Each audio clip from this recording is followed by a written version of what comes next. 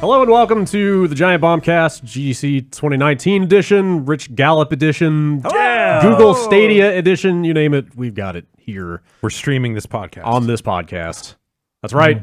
The future just started. We decided. Milliseconds of the latency. future of podcasts coming to you right now. You can pause this podcast and then you can make your own conversation for what happens next. You know, resume it on the fly. The possibilities are literally. You can pause it on your Save computer states. and resume it on your phone. Yep. With multiple GPUs. That's right. How many teraflops are we rocking with this podcast? Just the one. Also, 6. what's a teraflop? Like 0.2 Yeah, I didn't want to ask that during the stream, but I don't know what a teraflop is. floating point operations per second. It's a big number. Okay. So Asked and answered. So it's what, trillions of those. Yeah. Hello everyone, including Rich Gallup, Hey, Especially Rich Gallup. the hostmaster himself. it's good to be back. Let's see what I do. Now of Other Side Entertainment. That's me, executive producer. Part of me, a big part of me, feels like it should be you standing at this end of the table, talking into a microphone on a boom arm. It's not really a set built for it, so No. we'll make an exception. We like to sit around here. Well, the length of these shows, you have to. Yeah. How long did we go back then? We went 1 or 2 hours. It was. Okay. I think it got up to 2. Yeah. But it got to 2 hours, but like you cut it down. Yeah. I would edited not out go all home the- until I could cut out every and I knew I gave up on that very quickly. I knew the waveform of every individual's and so I didn't have to hear it. I could just visualize it. I could draw it freehand for several of you. It's like machine learning. Yeah. The hardest person to edit was Greg Kasavin Hmm. because he had this really interesting skill where he would not break and the end of sentences. He'd break in the middle of sentences. Huh. So if you had a really long point, you'd have to keep all of it because there's no pause between sentences. Yeah. No, that checks out. Yeah. Google Stadia. Yeah. I feel like we just have to do it.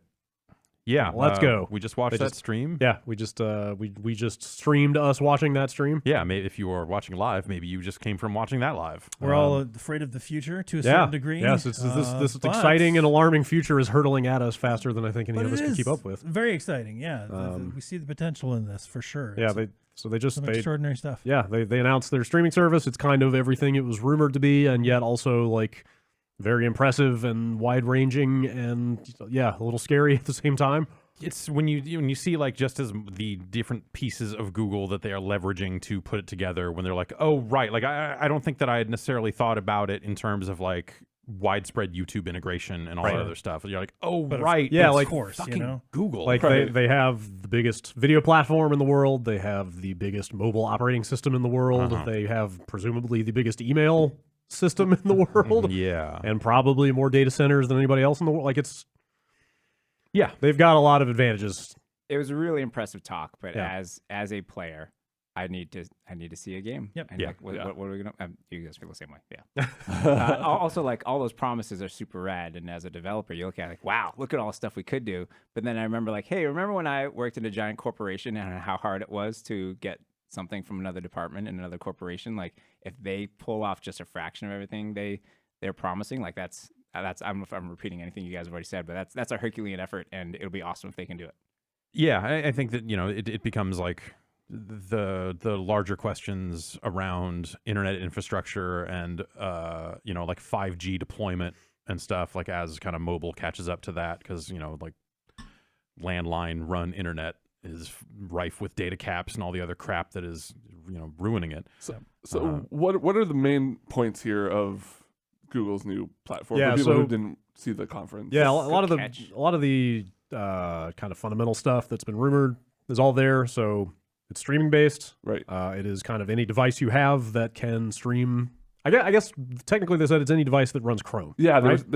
all the pictures and stuff were in Chrome. Yeah. They were So they had a table with like basically a phone, a Chromebook, Yeah, a full gaming tablet. PC, a tablet, and a TV. Yeah, the idea of just like you can take it from one to the next. And had a guy just go down the line playing the same game on each screen in succession. Google Pixel XL.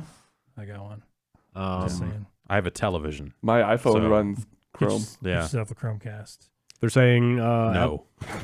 At launch it'll do 4K 60 frames per second with HDR and surround sound. Yep.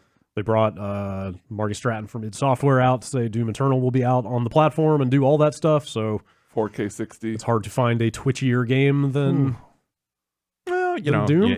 Yeah, I guess, yeah. So if they're confident it's going to work, right, then there you go. They showed off the controller, which was whatever. Like controllers are controllers for the most part, but the thing that was really interesting to me about it was the Wi-Fi connectivity, which is the way you would transfer between your console, your TV and your phone or whatever. The way that's connecting directly to the surface itself. Yeah. I thought that was that also removes a layer of latency because you're not connecting controller to device then to them. Right. Controller goes straight to them. True. Yeah. But that also confuses. There was one slide that said that you can use your own controller or any controller that you want. They said over USB. Over USB. Which does it mean you're going to have to buy their controller if you want to go wireless? Yeah, I do not know. I would assume any controller that connects to a PC the standard way would work. And on phones, that's not you're not going to USB a controller into a phone. Yeah. So I assume that's just like a incorrect turn of phrase or something along those lines, but who knows? That's what they said, so stick to that, I guess. Yeah. I missed the beginning of the talk. Did they say how is it all about just this awesome backend technology suite, or do they talk about like how people will access the games as well? Did they talk about that part? They didn't talk about like, hey, will you buy the games, but they did talk about a store a little bit later on. But they at no point did they say anything about like, hey, it's a subscription service, hey, it's this, hey, it's that. It's really just hey, the Google Play Store. The thing they showed that was cool I think it was at the beginning was that like you watch the trailer for the new Assassin's Creed and at the end there's a big play button and you just click. So like the YouTube integration in terms of just like point of sale type stuff. Being a developer focused talk, it makes sense to show some of that stuff. And they didn't really get into specifics because I think the thing that like I want to know about, and not that it necessarily impacts me, but it's just like what's their cut. Does their cut go up or down if you were like, because they talk about like, hey, the cloud is limitless potential. You could use multiple GPUs and so on and so forth. It's like, okay, well, if I use one that's going to take up 2 full racks, am I giving 80% of my money to Google to run the game? Or is it going to be a flat rate? Or is it a flat rate that like, hey, when they're entrenched 2 years from now, suddenly those rates skyrocket? How do you develop for that? Are you expected to replicate that hardware internally for all your development? Right. Or do you rent that space to develop for it, or is it free to develop on their platform for now, and then someday when 2 years later when they don't need that, are you suddenly paying them for that? I would like to think that as they are out there taking meetings with a bunch of developers this week, that seems like the sort of stuff that they would people like developers will start kind of leaking some of those terms because I would also love to know that stuff. Seems like a natural way to get some exclusivity for their platform if there is if you can do something crazy hardware wise. So that was the most exciting thing to me going into this about that is that you're not bound to what people can physically ship in a GPU and afford to buy off a shelf, it's just data center racks of servers that were never intended to sit in somebody's house, right? So now you can make games that could never run on a computer that most people could afford. Yeah, you talk about like player counts and the stuff that's being limited just by like, okay, we have to do this client server architecture that has to live on people's, underneath people's televisions. You're getting limited to 64 players, 100 players, like that sort of stuff. They use the phrase 1,000-player battle royale. Which Well, I tried once. Use that term. So. Sure. Yeah. Why wouldn't you? Of course. Like, but then that gets into just like, okay, do you eventually get to like true MMOs, like no shards? Do you get back there?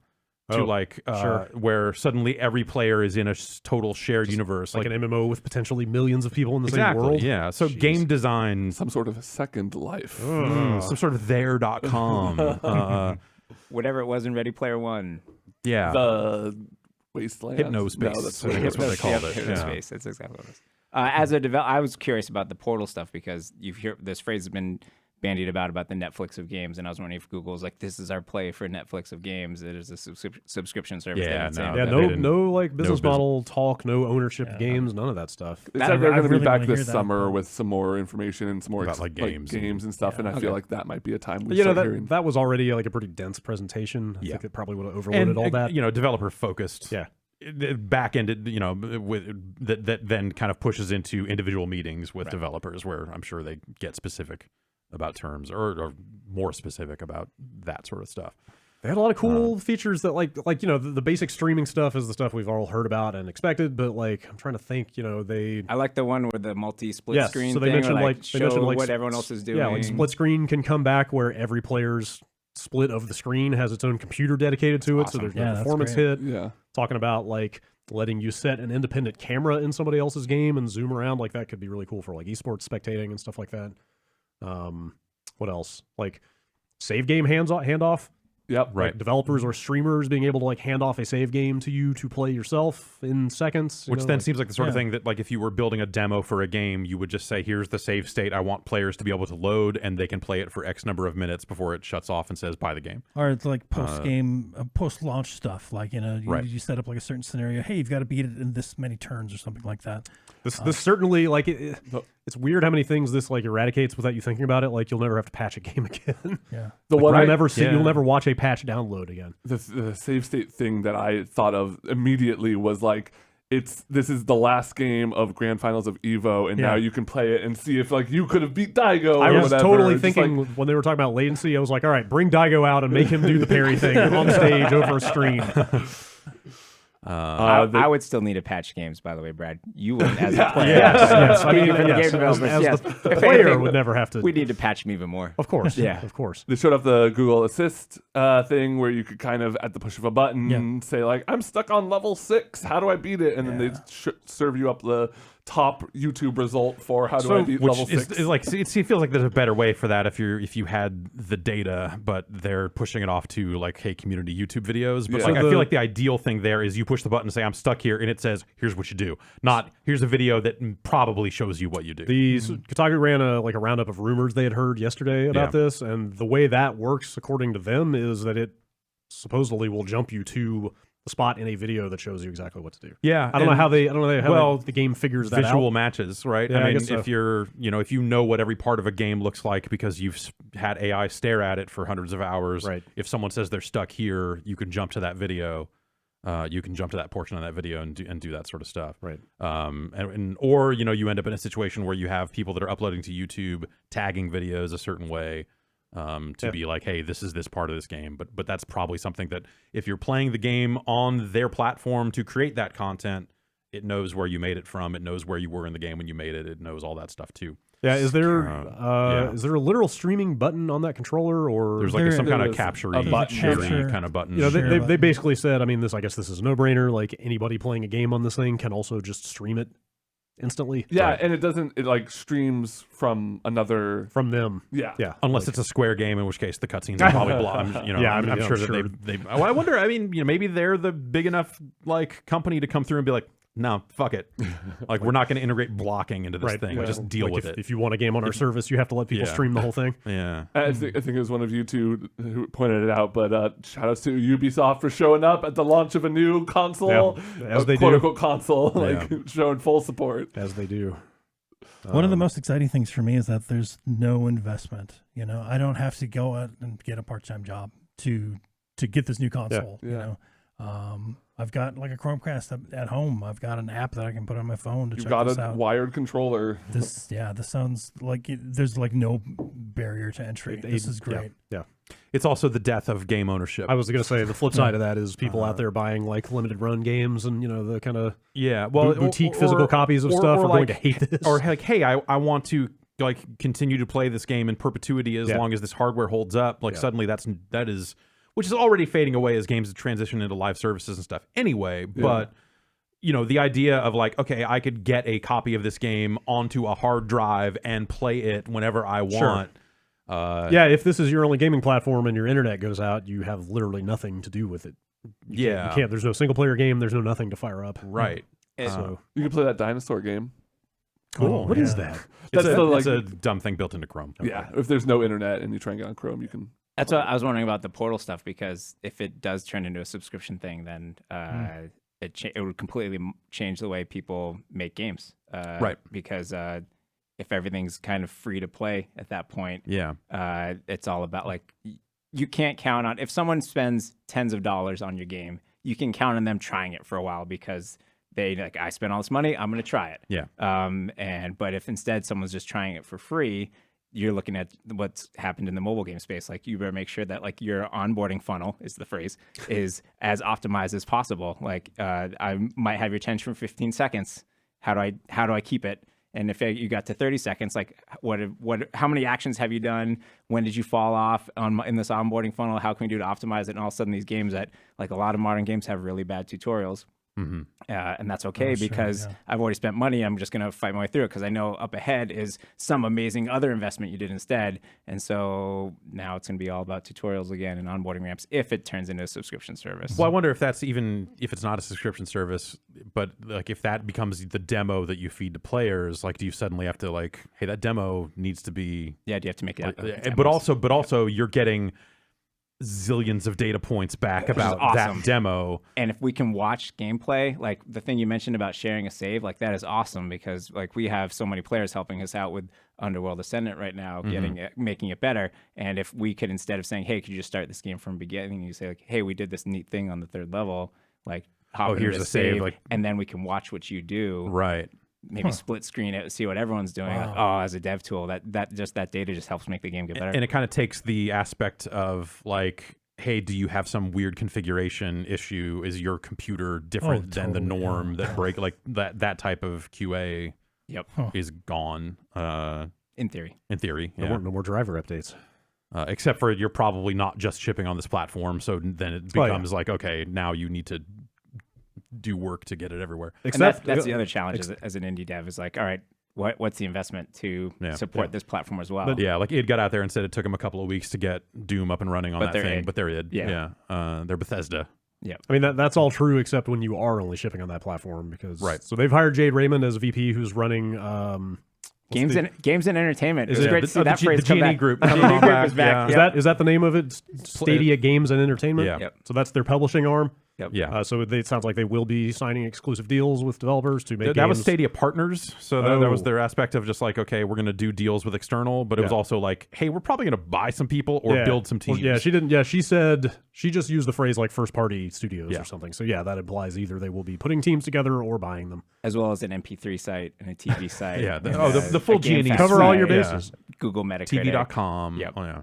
I mean that actually. I mean when you bring that up, like that drives home how much Google has already infiltrated everyone's lives and how many different ways they can push this at people. You know, like they've already been out there like, you know, sign up for Google Play Music, you get free YouTube Red. You know, like if they just start packaging more and more of these services together with like, you know, sign up for Google Music, you get the new Assassin's Creed. Right. Like lop $5 off here and there. Like it's kind of frightening these sort of like aggressive deals they could offer to get people into this thing. You could also, if you were Google, you could probably go out and make deals like and say like, hey, you know, for the first year or so, just to get people in the service, let's set it up so, hey, you bought this game on Steam, and we're going to give you free access to the Stadia. I keep saying Pladia because the Bandai Pladia was a platform, but we will also give you the Stadia version of it or whatever, just to get you in. It's also another chance for them to put. This is probably their best chance of getting a device into my home that has a microphone.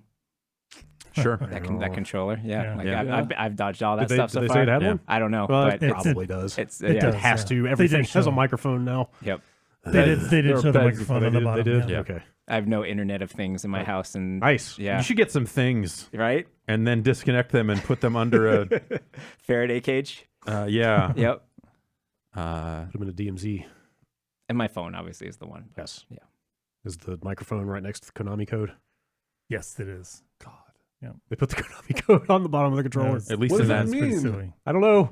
I don't know. Try it and find Here's a out. video game thing. You remember that? Yeah. Remember old video games before we destroyed what they are? This weird thing of just like, hey, like, is that a credibility thing? Was that really on the back of the controller, or was it just in that image? Yeah, maybe that was just for Or that. either way, are they doing it as some kind of weird cred thing? Like, we know the code. Do you? Like, you know, like that. You know, like I would say the majority of that presentation was remarkably free of that kind of attitude. Yeah. For the most And part. then but when it popped up, it was like Well, completely. they did compartmentalize it into one presenter.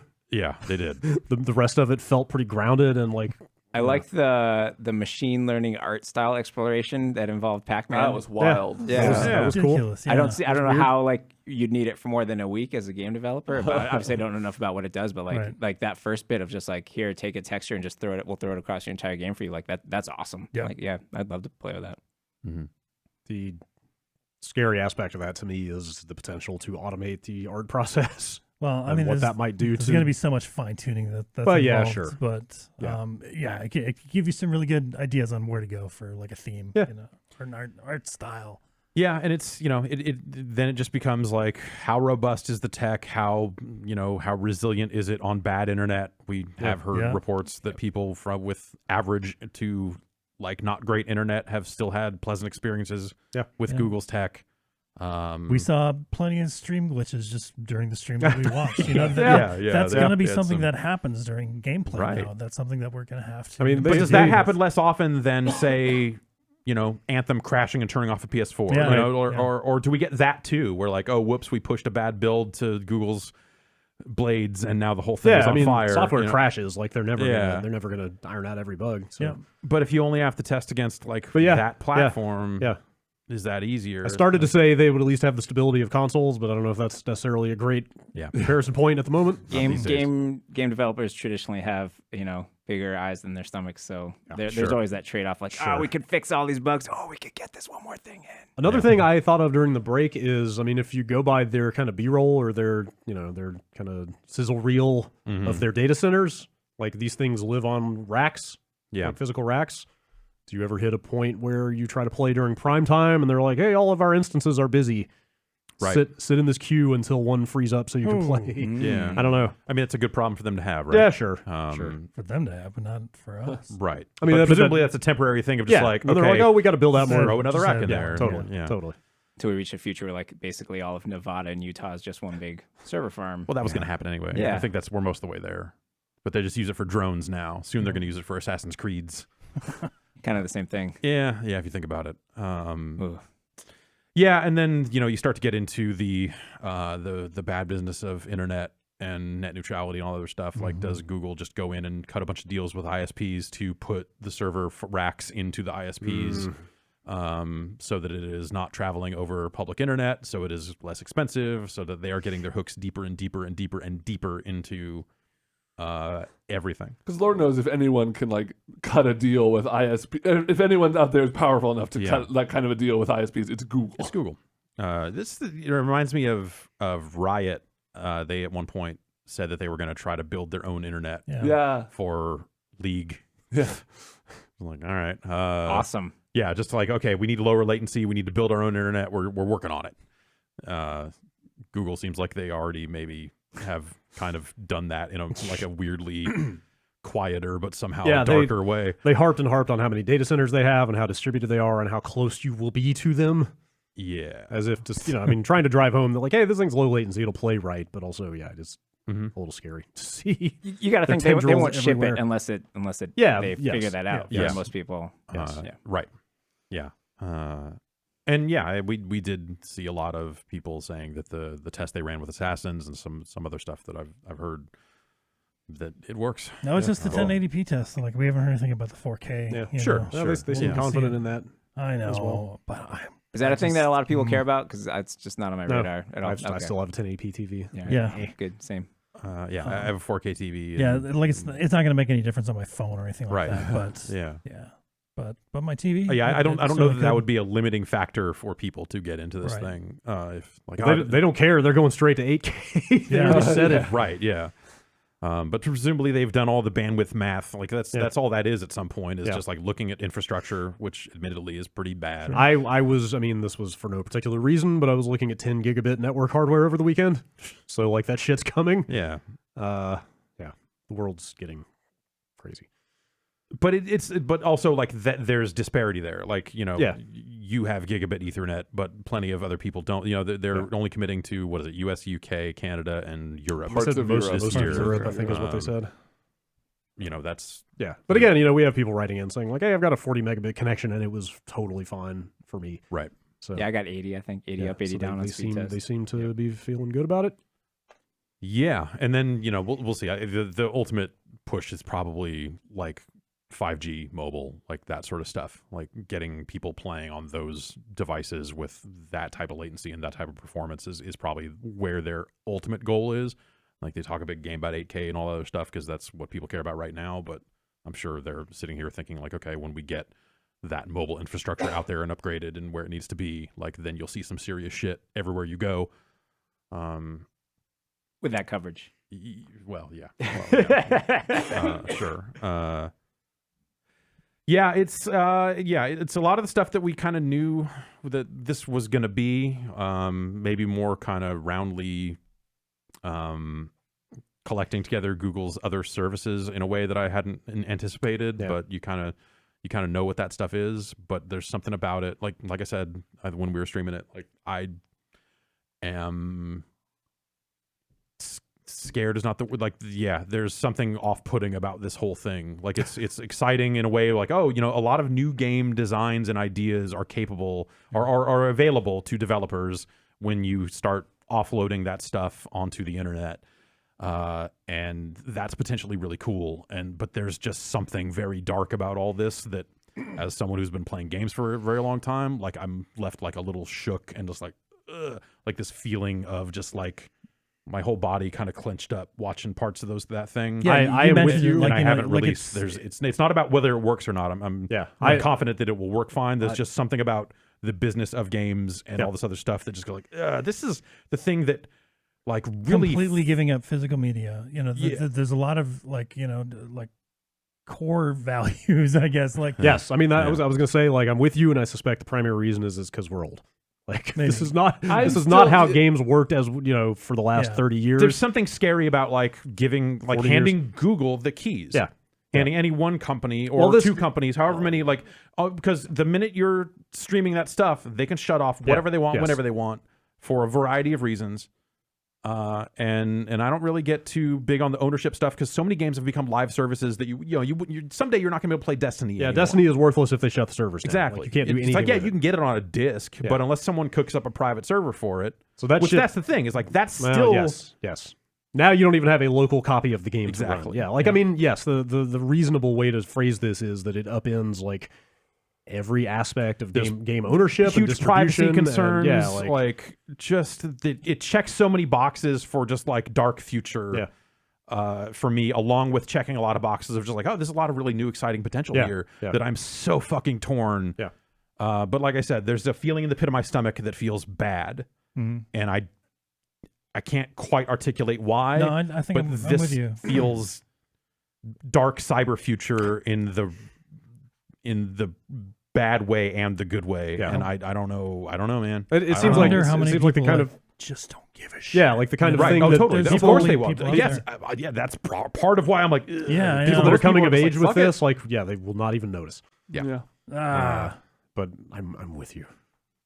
But it's not about the, you know, I don't know that it's necessarily like an old man thing. There's, other than just like maybe I am looking at it and seeing some bad shit that is some like potentially bad things that come of this. Just because I've been staring at all this stuff for as many years as I have, that maybe other people aren't. Like that's the only aspect of this that I think would be age related. It's not like I'm totally up for it. Yeah. Like play any game, anywhere, any screen, like all that stuff. Like fucking let's do it. Like that's awesome. That's like fun, cool future stuff. Huge networked worlds, thousands of players, millions of players, whatever the fuck. Like let's fucking go. Like get rid of all this like player limit shit, 64 player. Let's do it. That part I'm super stoked for. The part where maybe it is just literally the part where it's Google. Like something about it feels fucking real bad from a like where the internet has gone privacy wise and all this other stuff. Like there are so many aspects of this that just that company in particular, or just one company. I'm kind of with you, but I also think there are basically 4 companies in the world that could do this. Totally. And none of them are especially friendly, you're right. Kind and gentle and fuzzy exactly. and warm. I mean, that doesn't, what you're saying doesn't like nullify the feeling. It actually makes it worse. So, There's a great documentary about this called Sequest DSV. Okay. Where in this one particular part of it where their submarine is taken to the future, by a supercomputer because the supercomputer needs their help saving mankind. Of course. Because there's been a powerful central computer that everyone plays video games on to the point where no one goes outside anymore, and there's just one man and one woman left on the entire planet. Yeah. I forget what the episode's called, but it's one of my favorite reference points for Or how about video games wrecking the future. How about the game? If we want to, bring it home to Star Trek, something you're maybe slightly more familiar with. For sure.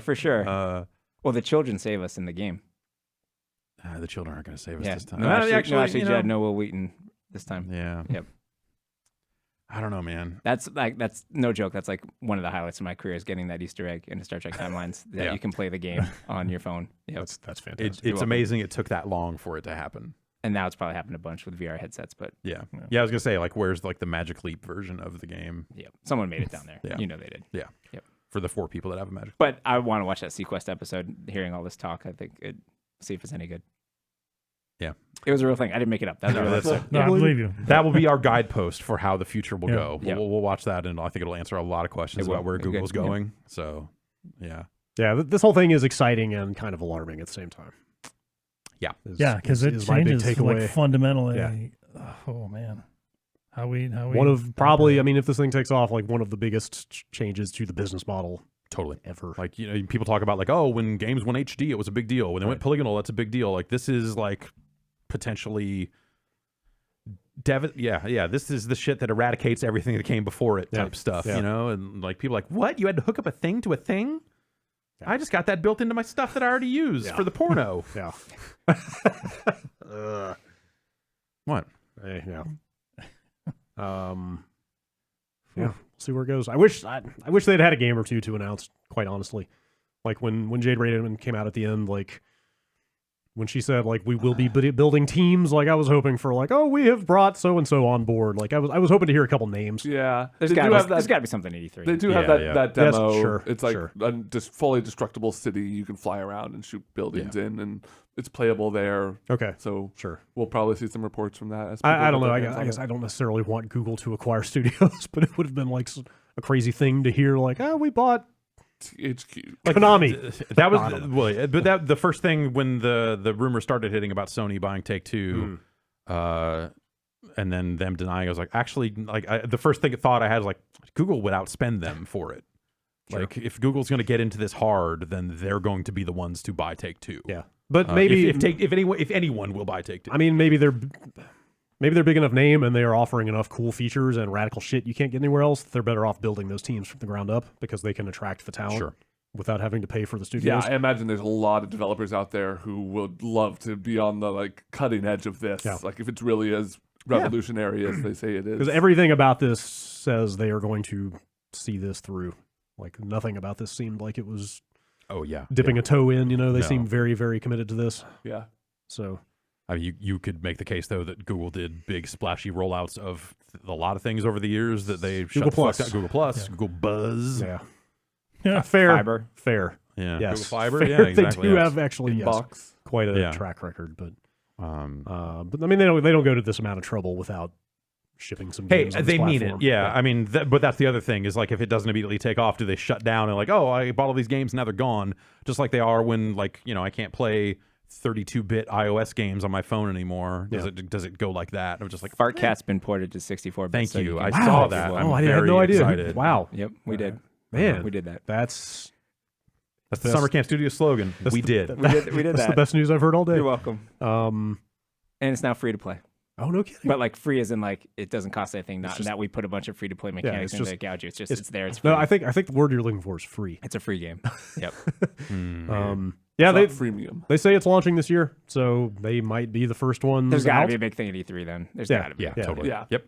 But unless, I mean, Microsoft never gave any time frame for their thing, right? They're gonna have tests of some sort this year. I think is all they've committed to. So Google might be the first one with a full functional Launched. service out there, depending on pricing and what they're offering. We'll see. Like Microsoft. There was talk that they had that diskless Xbox One X or Xbox One S rather, and maybe they start to. Well, no, maybe about it. They will tip their hand more soon. Yeah. They kind of have to now. Yeah, I think they were already planning on it, but yeah, for sure. Some exciting stuff. Exciting stuff. Yeah. Very. Don't know how to feel. We don't like to use the word paradigm shift. It totally is, though. But it has the It's outside the box, literally. It's got the marking. Literally Right, outside yeah, the box. Right. Literally. How do they not have like the website? If you go to it, it says like the future of gaming is not a box, Nice. which is like clumsy when they could have. If you see any Google people Let's this give week, Susie you Ryder a call. Let's give Yeah. Susie Ryder a call. Yeah. Yeah, we're here to help. Yeah, that seems like a story we will be talking about for some time. Yeah, exciting. You guys want to talk about Ready. some other news? I've got like, That's the Omi just said. It was like this. yeah, that's, yeah. yeah, you know what that looks like. Mirrored, actually. Yeah. You see in ums. You think in ums. I used to. Yes. Yeah. Yeah. Let's get through the. I've got like a dozen tabs here, so let's just get through the rest of the news before we Right. do anything else. Which one of those tabs is running a video game? Hang on a second. Let me go to Stadia.dev and Apex Legends Battle Pass is out Yay! as of like 2 hours ago. I'm All right. excited about this. Yes. There seems to be some blowback from the community about it. You said that earlier, and I was like, really? It seems like it's got a decent amount of stuff in When it. you go through the 100 levels, there's a lot of filler and There's a lot of gunk in bad there. So have they- looking skins. Have they posted that yet? Yeah. Where do you see the full thing? They have a already- website that you click on every level, Right, like, tier with bad and see. skins. Oh, I didn't. Okay. How can they put in more bad skins? I see. Well, They I'm- need more good skins. These don't seem like the good These- skins. I'm these- clicking through it right. Oh, maybe there is kind of. I'm not gonna lie. There are a lot of stat trackers in here. Yeah. It's a lot of stat trackers and like level icon things and stuff that, isn't Bad necessarily. skins. They need better skins, man. Like the level 1, level 1 battle pass skin shouldn't be the best one. Obviously, level 100 should be the best one. But the level 1 is setting the tone for your whole battle pass, right? It's Those are good looking skins. Well, I mean, maybe okay. Let's say aesthetically that is open to, or that's Yeah. subject to your taste. I mean, I have an issue with like all the skins in this game. What I will say is that they put work into those skins. Yeah, they Like- do look more unique than They're 90% not of the other they're, ones. yeah they're not just like the palette swap skins that are in the base game. Yeah. In a lot of cases, like they did unique work for these at least. But yeah, maybe you don't like the way they actually look. It's also coming with Octane. So the is that new hero? It's a For sure. separate. I mean, that's he a is- separate. Yes. Yes. This is launching with. You in do not get conjunction Octane with- for buying the battle because that pass. was rumored at one point was that Octane would. It looks would like there's an come with the battle Octane pass. at like level 48 that I don't know if that's unlocking Octane Or if it's a skin. Yeah, I'm not sure either. But I got actually, you know what? I got an email that was like, hey, here's like they literally sent me codes for Apex coins to say like, hey, here's enough to get the battle pass and Octane. Okay. Implying cool that it is separate. that they're doing the thing where you can make enough coins in the battle pass to refund basically the Yeah, cost I was of the battle surprised to pass. see that. Fortnite has done that too. Oh, really? Basically incentivizing you where if you play enough, the next battle pass is going to be free. Right. Octane can be unlocked via 12,000 Legends tokens or 750 Apex Okay, coins. so that's the same as the other price as characters. the other characters. Yeah. If I can diverge to include myself in the conversation, Sure. because I've not Sorry. played this game yet. No worries. That's really good. I'm just forcing my way. I should. One thing that's been interesting about switching from mobile dev to real game dev, as I call it, is Every mobile dev listening right now is like, them motherfuckers. they know. Also, are you hiring? They know. I went up to some of the people who made Crashlands today. I was like, "You guys put a real game on a phone. That's hard to do. Nice job." Wait, what's High the game? five. Crashlands, made by Butterscotch Shenanigans. Ooh. Yeah. Anyways, I'll file that away from. yeah, you. it's a good one. I recommend it. So I can't play every single game I want to play. Like before, when you're making mobile free to play, oh, here are a dozen games you should check out. Okay, boom, boom, boom. I played them, and I Put 10 minutes in each one and you get the idea. You get like 80% of it, Yeah. and you can move on and pick the one you want to go deeper on. But like new games come out on Steam, like, oh, I want to play that. Oh, it's expensive. I can't buy 10 of these right now. I can buy one a month. Also, it's a 30-hour investment. Yeah. Yeah. So the whole skin thing is I'm relatively new to it, and I just bought my first skin in a game. Wow. Yep. Thank you. That's me. Yeah. I just turned 40 and I just bought my first skin. And it was It all goes downhill from here. and it was in Brawl Stars. Hell yeah. Yeah. There we Yep, go. Brawl Stars. All right, let's play it. man. Finally, someone else to talk about Brawl Stars. Excellent. It was in my game of the year list because I was playing it on the Canadian App Store and I was good. And I was worried when it came out in the States I get bad, but I'm still good, which is great. Great. And so for the Chinese New Year, there's this dude here. I give him a few, Jeff, so you can verify how good right, this is. all So right. that's Daryl the Barrel. He looked like Okay, a barrel for the Daryl Chinese, the Barrel, yep. Chinese New Year. You get to turn him into a stack of those round baskets full of pork buns. I do like Whoa. pork buns. And that's the best. Oh, I can picture it exactly. That's the best. That's the best skin in video games right now. Yeah. No one's gonna change it. Okay, yeah. Yep, Yep. yep. That's not bad. So now I'm in. So I'm ready for skins. Just give me So a none game of the of ones skins. in the Battle Pass They're are not that nearly good. as good as No. that. No. Nice job, Supercell. Yeah. I want to play this. Yeah. Have they said? There's two versions, right? There's one that's $9.99 equivalent, and then there's one that gets you 25 levels. yes. You can totally do the thing of just buying a bunch of the progress if you want. But I'm pretty sure you can't just buy chunks of levels, right? No? I don't know. Like it came out while we were getting ready for the Google stream, so I haven't Yeah. seen it in action. I went to try and download it, but I had to patch, of course. Yeah. If only there was another way. Oh man. Well, guess we're just doomed to this patch lifestyle forever. My only experience with battle passes is Dota. Yeah. Is it common for all of these? Like, does Fortnite also do the like quests, like achievement type? Yeah. That Will they there have be a- objectives? Like, I want Yes. stuff. I want So things to chase. I think the Apex. I think people were expecting this battle pass to have more of that than it does. Yeah. Oh, that's, And so like I think devs even yesterday like were out saying, well, for this first season 1 battle pass, we wanted to focus on just the XP earning and playing multiple characters. No. And, like it sounded like hey, this is yes, we'll get there. But hey, We really wanted to get this out. We really took a long time to make this game. We're all very tired. It's season 1. Oh God, everyone wanted this Sure. battle pass 2 weeks earlier than it was ready. And EA is kind of nudging us along to make this. I don't know. Maybe this says more about my psychology than the game, but like, even if it was just like, hey, get 3 wins with Gibraltar, and like that's enough for me. I just want to watch a counter go up as I do things. you Totally, know? I agree. And that's the sort of stuff that I think Fortnite got into more of Yes. over the course of their seasons. That clearly they indicated that is where they will eventually head. Yeah. And actually, like in the Dota example, like those things got me playing the game in ways that I wasn't otherwise. Yeah, you know? totally. It Like makes when, you. when that initially came out and there was like different challenges, I was playing heroes that I'd Right. never played before Totally. and Yeah. trying item builds that I'd never Yeah, tried it before. does add things to the game to have some of that stuff in there. Yeah, and then in the long term, it makes you enjoy the game more if you are exposed to, like if you're pushed outside your comfort zone a little bit and challenged into trying different things. It's ultimately good for the game. So just Octane for now. Yeah. But they have said. They did say characters per season, so presumably there will be at least one more. I think before June. they show the battle pass, and then I think the thing they say is like, "There's more hiding in the shadows throughout the season." So I don't know if that's a okay. Have you guys hit a jump tease for pad some- yet? No, Because they've been we've no, in here. they've Oh, that's been right, they did, out. Adam. No, Yeah. I played a little bit, but did not go to that area. Wait. Yeah. There's like they started populating the world a little bit with little jump pads, which is Octane's ult, right? I believe. Yeah. Yeah. I like the way they move. They feel good.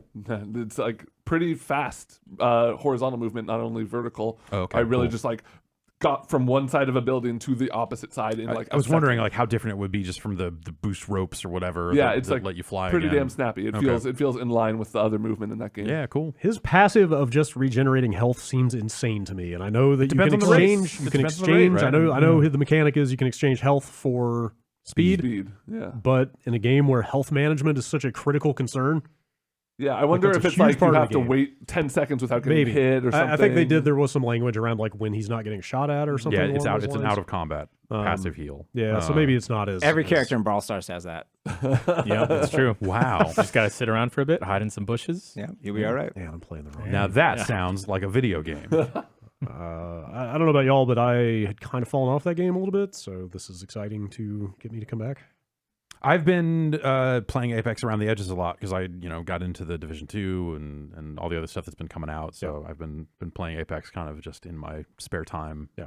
But I played some more over the weekend, and yeah, that game is fantastic. I've been playing a bunch more, and I was playing and talking with some friends about this, and it feels like the quality of matches is starting to dip a little bit. Like I feel like now it's every third match I get somebody who's solo dropping or just like running off into their own way because they want to be, they're like maybe they're streaming and they want to, I want to 1v3 these guys or whatever. Like they just want the action. Or, I don't know. I feel like the general quality was maybe starting to wane a little bit. And it's a hard thing because how do you fix that, right? You can't, it's a feature that they put in the game, the separate dropping thing. So you can't really penalize people who do it. Have they ever said if there's any kind of MMR?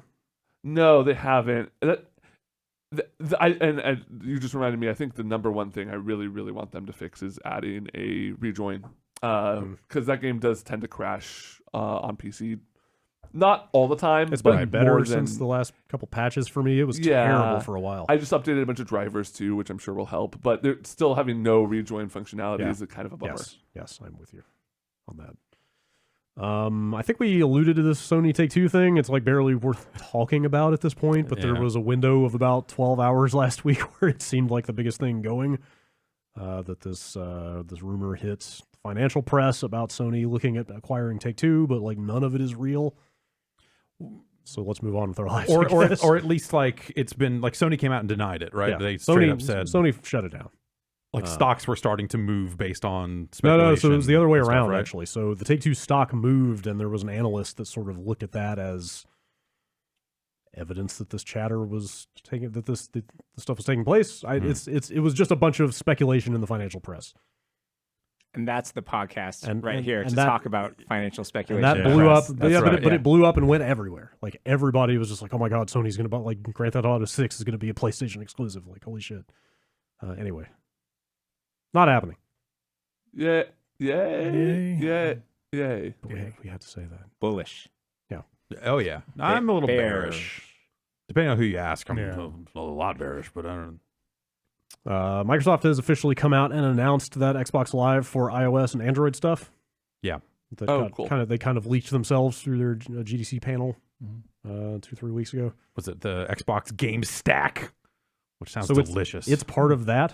I think it's called the Microsoft Game Stack. I'm Let me sorry, see. the Microsoft Game Stack. Sounds I less think it's delicious. called MGS. They needed to bring back an MGS abbreviation. Yes, Microsoft Game Stack, because they also bought PlayFab and they're rolling all kinds of stuff up together. Gross. But yeah, that's signed into Xbox Live on iPhone and Android games. Which they've done, their own Wordament and some of their Yeah. other Microsoft's games on iOS have allowed that. You can sign into Xbox Live on the Switch version of Minecraft, and all that sort of stuff. So too, they did come out and say like, hey, we have nothing to announce regarding Switch at this time. Yeah. because So of Wink. They're going to do 1 versus 100 on the phone to yeah. get some of that. Don't tease. Q the money. power of the That's cloud. the It could be tease. 1 versus 100 million. That's already HQ. Damn it! Yeah. are we going to get an AI driven Chris Cashman? No, we're getting Chris Cashman being whipped by a person who's being told by AI when to whip Chris Cashman. Okay, all right, that sounds good. We used machine learning. That person holding the whip, Scott Rogowski. Oof. Follow the money. They even alluded to the fact that they would be fine with Xbox Live on PlayStation, which obviously is a ridiculous notion. But of course they would. Yeah, sure. Like, yeah, we would love to have our shit on their stuff. Of Yeah. course. But it does kind of illustrate how much that company has changed in a very short time. Yeah. So yeah, stay tuned. Achievements everywhere. Speaking of achievements everywhere, Oh. Halo the Master Chief Collection coming to PC. Oh. Yay. Not just coming to the Microsoft Store, but also to Oh, Steam, okay. Yay. which is kind of crazy. Well, when Microsoft put, was it Age of Empires 2? Yeah, that's not That the came first. to Steam. Yeah, this is not the first game. in the last Sunset couple- Overdrive came to Steam. Yes, sure. But this is a little different to me. I mean, It's Halo. It's the This is the Microsoft game. Not as much as it used to be, but sure. Yeah, Yeah, I still can't think I'll put of it a this way. If that's bigger- the Microsoft game, Microsoft is in deeper trouble than you think. If it's still Halo, They're in a rebuilding phase. they let's are. say. Right, yeah. And Halo Infinite will come one day. totally. And I have high hopes for it, Yeah. honestly. You think it's Gears now because of Gears Funko. Of course. Yeah. If you're leveraging the exciting world of Funko Pops, how could you not? Once upon a time, I worked at a mobile dev studio that specialized in licensed product. Yeah. And we would we'd just all the time just spitball ideas like, what should we license? What should we try to license? What should we go after? And once upon a time, one of my coworkers nominated years ago Funko Pop, and we were like, that is ridiculous and perfect. Yeah. Yeah. And someone did it. I imagine, because they're just doing Gears Funko, so it's not necessarily like every Funko Pop, but it seems like that's the thing that would be the licensing nightmare that would actually be the thing that would be potentially interesting, is that huge crossover thing of The mobile like game a makes Kingdom itself. Hearts, yeah, Funko. totally. Just like The roster games where Right. you do 3v3, whatever, match Marvel 3, vs. whatever it Funko. is. buy Yeah. this Funko Pop, scan it with your phone, and then you unlock it in the game for a discounted rate because they're not going to give it to you for free. This is a 5-star Funko. I'm excited for Halo on PC. Yeah. I never played through those games. It gives me an excuse now. Most of them are very good. I missed my chance to get the fucking cool pizza skin. Oh yeah, man. Cool, that cool was in big air quotes. That was like maybe a what's the word I'm looking for here? I don't know, like a savvier move than I've expected out of them. Like basically, right after this announcement, people were so excited that they just started flooding the 343 office with free pizza. To the point that they had to ask people to stop sending them pizza. Which, why would you do that? Yeah. At some point, you get too much pizza. I guess so. Yeah. It can happen. Yeah. But then they turned that around and But said, yeah, like 3 days later, it's a pretty nice pizza skin for the assault rifle in Halo 5, which I missed my chance to get, sadly. Oh, well. But that was a funny video. So the thing is not Play Anywhere. That thing is not... Yeah. So it's not. You will not automatically freely get a copy of the PC version of Master Chief Collection if you own it on Xbox. Yeah, you will have to buy it again. They're doing it, and also the other big aspect of this we didn't mention is that Halo Reach is coming to the collection for the first time. Like, that's not even on Xbox. I thought that was in there already. I could have sworn that was in there. But I guess I was thinking of when they added ODST. ODST came out as DLC, but yeah, Reach never did. So yeah, Reach will be coming to Xbox, and also, so they're putting the games out piecemeal on PC. They're putting out Reach first on PC. Oh, weird. And then they're going to go chronologically from there, starting with Halo 1. I guess doesn't Reach take place before Halo 1? So Ben, you haven't played Halo 1? No. Yeah. So there's this level that seems like it's never going to end. It will end. Know that. Just keep going. And when you're angry about the end of, oh god, if they're going to roll them out one at a time, if then they're going to inadvertently recreate the hassle of finishing Halo 2 and being super pissed. Because you can't just go play Halo 3. Sure. I heard they made some tweaks in the Master Chief Collection to like some of the stuff that people found frustrating from the original games. Yes, but that stuff was like, I think they added some arrows to the wall to guide you through this endless level. Is that the library? It's the library. Yeah, the library. You're following the not Peter Dinklage robot thing around. Right. I think they made some changes around that, but it's like textures or something. Not the ending of Halo 2. I think like Halo 2, as far back as I can remember, is like the original controversial ending that made people mad. I remember when they announced that they were doing Master Chief Collection, I asked, like, so are you making any changes to make the Halo 2 ending less shit? I asked it in a somewhat nicer way. Somewhat nicer. And the response was actually perfect. It was like, no, because you can just play Halo 3 right then and there. You don't have to wait 3 years. When you remove the 3-year wait, actually makes that ending way less of a bummer. Yeah. But if they recreate some aspect of that by releasing these games one at a time, that'll be funny. Yeah. They're going to bring back I Love Bees as well to help promote it. They should. Like, could you rerun an ARG and then ask everyone who played it then to not? You know where I Love Bees would fit well? Is that Hypnospace. Hypnospace. Sorry, Hypnospace. Yeah, I Love Bees would fit. Yeah, yep, it's true. They say the multiplayer of Reach will be free, but wasn't that just the Halo 3 multiplayer? Yes, like the with actual maps, right? Yes, but it was like a map pack for Halo 3 multiplayer. So if you own Master Chief Collection already, you will get that for free. Okay. You're only paying for the Halo Reach campaign and firefight. So. Right. Okay. So you'll at least get that stuff. But it's cool. Yeah, it's good of them. It's been a long time coming. Yeah, it's kind of weird that it took so long. Especially if you're a dinosaur and you remember the original announcement of Halo when it was a PC game. That was very different than the Xbox game. Come full circle. Yeah, like for all these games to finally come out on PC, it kind of just feels like a big deal. And then some of those, like Gearbox did a port, like the Halo 1 port, right? Like that was not a terrible version. That was the version I played back then. It's cool. And I guess you'll get Xbox achievements on a Steam game, which seems kind of strange, but here we are. Presumably you could also buy it from the Windows Store. Yes, it'll be on there as well. And part of Game Pass. On PC. Fucking real. Oh, okay, right. So, okay. If you have Game Pass, you can just get it on PC. Right. For free. For $10. Let's see. I think this is the last Microsoft story. They are now letting you stream PC games to an Xbox One. Kind of like it was a Steam Link. Yeah. I've been trying to get that to work. It's not working out so well for me. Okay, then. I don't know what to make of it. It's an app that you download and you sync it up to your Xbox. Called the Wireless Display app. Yeah, Wireless Display app, and works with a controller. Supposedly. We'll let you play PC games from your PC to an Xbox One. Mm-hmm. Yeah, then it just launches as a game would, essentially, on your Xbox. Theoretically, yeah, pretty cool. I hear streaming is big. Yeah. That's my understanding. And you do that so it's on your TV? Or why? Yeah. Like, it's like if you had a Steam Link, basically. Yeah, exactly. Okay, If you had a PC in a hardware. different room and you wanted to play on a TV somewhere Okay. or Alright. whatever, you could do that. I guess. Yeah. But then, you also neat. get your controller as well, so that's already synced up. And easy peasy, supposedly.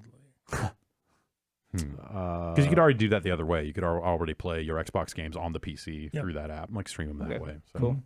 Bi-directional streaming. Very Going big both right now. ways. Oh, My yeah. Xbox is in the basement. See? That's the best place. That's the best place to stream too. Yeah.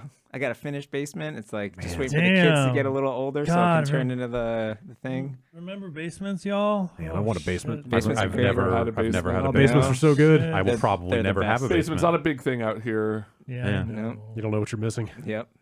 Oh, It sounds great. Wood- I yeah. saw a wood picture panels of on the like walls. someone Dude, had a it's- bunch of arcade machines and other Yeah. stuff like in a basement On a Yeah. cement floor, And- I mean, a cinder block A walls. ceiling of a Yeah. basement is going to be what, like 6'6", I don't know. 6'8"? Oh. Depends on the house. Yeah. Yeah. Mine has a drop ceiling. You wouldn't do well in mine. Yeah. And like the basements we've worked in that we've had as office space. Oh, sure. Were like But people were running booze out of those. You gotta make sure. yes, and also they were kind of just ground level in a weird way. Yeah, that Sausalito thing was not even a basement. That was Yeah. just My arcade the first machine's floor. above the garage in that space. Okay. NBA Jam. Yeah. Yep. My NBA Jam machine is in my garage. NBA Jam's really hard. It's super difficult. Yeah, I guess. Yeah, like immediately. Mhm. They rubber band a lot. Yeah. Very much. those- so. all those Play new- tournament mode. Rubber banding's great. I don't have the original. I don't think tournament mode. I think you can exists just, either like, you can thing. still There's some do- code that yeah. doesn't exist on the original one. Okay. But so I play exclusively with my 6-year-old and my 3-year-old, and the rubber banding in that case is great because my 3-year-old just hammers the shoot button all the time and he hits like 5 full court shots every game and he And thinks you're it's the best. High fives all around. Yeah. Nice. Remember Chet from Valve? Yes. Chet Falachek? Chet. He What's started, he up to? He started a new studio. Goddamn. yeah. Chet.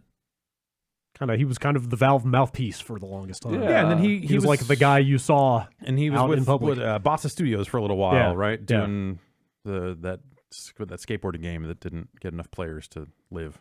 Is that what it was? Okay, so there's a write up on Ars Technica where they talk to him and he talks about leaving Bossa and kind of makes it sound like it wasn't working out. Yeah, Like well, I think Did it ever get out what kind of game it was? Well, I don't know Because- that he was working specifically on a game as much as like he Okay. was just working with the studio across the board. I guess I don't know. No, he but- says here he was. okay. Like he says he was working on a kind of game they're not known for making and kind of maybe not suited for making. Okay, So, but like, I assume that was something else other than the skateboard Okay, thing. yeah. If, it sounds- I had to guess, he had a but I project don't- there, yeah, and it sounds like it did not work out. So he Happens. took off. But he has now founded. Oh gosh, here it is. He's now founded a new studio with Dr. Kimberly Vole, who was at Riot. She's a computer science PhD, working on kind of high level like toxicity reducing stuff at Riot. Huh. Anyway, they've gotten together. They are making specifically co-op. She also worked on Fantastic Contraption, by the way. Oh, if you remember okay. that. Yeah, That's super cool Yep. Steam VR launch game. Anyway, they're getting together. They're making a co-op specific game. They're talking kind of a big game about it in some interesting ways. You should just go out kind of. It's a long article. You should, if you're interested in they're basically talking about kind of adding game verbs is the term they're using besides like running, jumping, and shooting things. Like they want to make games around more actions. Than just kinda, maybe. They have a pitch that they are not revealing yet, Okay. but they're kind of making it sound like they've got a cool idea. Yeah, they talk about some of the like AI as a force for running a co-op game Yes. and all of this, like some of the stuff that you saw in like Left 4 Dead. Yeah. is what that sounds like to me. Yeah.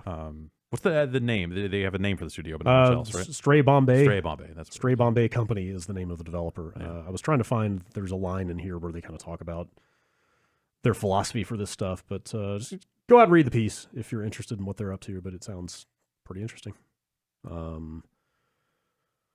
Speaking of co-op, remember Left 4 Dead? Oh, do I? Remember Turtle Rock Studios? Damn right. Yeah, Creators of Left 4 Evolve Dead? fame, Yes, right? last Yeah. game they made was Evolve, yes. They've announced their new game. It is called Back 4 Blood. Mhm. What are they back for? Take a guess. Zombie blood. What kind of Zombie- game this is? Yeah. Zombie blood. It's a number 4. Maybe that helps. Yes, it is Oh. a numeral Back 4. 4 blood. Oh, jeez. I feel like this press release might as well just have said like Valve's not going to make it, so we will. Yeah. Yeah. Like that's basically how this reads. Warner's going to publish Yeah, it. Warner Brothers is publishing it. Okay. This sounds just like a Left 4 Dead game, I'm guessing. Oh yeah, Okay. no, they flat out I'm- say it I'm is fine a with that. Did they Yes. put out any assets, or is it just the press release? no, not like nothing. Okay. Oh, It's right. just, release so it's that I just kind of a name and, Yeah. and not much else. But like, it seems like they're trying to infer like, hey, we worked on Left 4 Dead. Yeah. I mean, yeah, but This has the number 4 in it. The president of Warner Interactive said this: "We are thrilled to partner with the proven Turtle Rock Studios team on Back 4 Blood to advance the co-op zombie genre forward." Great. Thank God. Like, Yeah, It's been so stagnant for so many years. Nobody is pretending this is anything other than exactly what Right. it is. Starbreeze didn't get it done, so But I mean, that honestly, that's fine with me because I would totally play a new one of those. Exactly. This game was awesome. When we were talking about it, I think it's like we were kind of all under the same idea of hell yes, give us another Left 4 Dead, but just add some sort of progression. Yeah. Give me some sort of reward for replaying it, because those original games, there was really nothing. You were just running the same maps with the same characters over and over again, which was fun. Like it's Left 4 I spent there. I had a solid year and a half where I played Left 4 Dead 1 every night on Xbox 360 with the same group of people. Like that, those games can last like that, but the way that games as a service and modern games work, I feel like I need some sort of meter to fill up, and I get something. Sure. Yeah, the director of Turtle Rock said, "We get to return to a genre that was born in our studio with over 10 years of additional experience and the zombie ideas racked up in our brains." So yeah, it sounds like they've got a lot of new ideas for zombies. which way to take this Okay. thing. This right. zombie's got 2 big tongues. It can eat 2 people. Okay. No, don't go there. No, you can never go back. When you shoot this zombie, you explode. now I'm on board. Yeah, I don't know if it's loot or experience meters or what. I'm But trying to think- something in needs, those yeah. games to modernize them would be super cool. I'm trying to think if that Walking Dead game that Starbreeze did had anything that like that was I mean, trying to. Payday is basically Left 4 Dead, but bank robbers, right? Right. Yeah. Totally. So And then that Yeah. Overkill, The Walking Dead, which sounds like a disaster, was like trying to kind of go in that direction too. I think. Yeah. But I don't know if they ever got there with any of the kind of advancement or loot. The only place I ever actually played that was the Judges Week 505 Games demo where I played Underworld Ascendant. Ah. Yeah. Which crashed on me. Oh, It was a bummer. They were running the event where they were like, okay, you're going to play these 3 games. It was Indivisible and Walking Dead and Underworld. Yep. And they were like, okay, everyone stop playing this now and now play this. And I was playing Underworld and like kind of getting into it, and then it crashed. And I had to relaunch the demo and try to run through it to get back to where I was. And just as I got back to where I was seeing new stuff again, they're like, all right, quit out. We're going to play Walking Dead. no. And then that Walking Dead game was terrible. Underworld's in a pretty good spot. I'm going to use this as an opportunity to talk about it. And, like, Well, I feel like we you should try it again. ask because Yeah. I know when that thing came out, Yeah. you were So I just I joining joined or- Other Side on November 1st after having a lovely summer off with my children. And Underworld Ascendant launched on November 15th. And I was hired to work on the next project for Other Side. And now I'm the producer for Underworld Ascendant. And it was a really interesting experience for me because like they went through a lot in trying to ship that game. It was a Kickstarter game. It's a spiritual successor to a game that a lot of people love. Yeah. And it launched, and it did not launch in a state that it should have been in.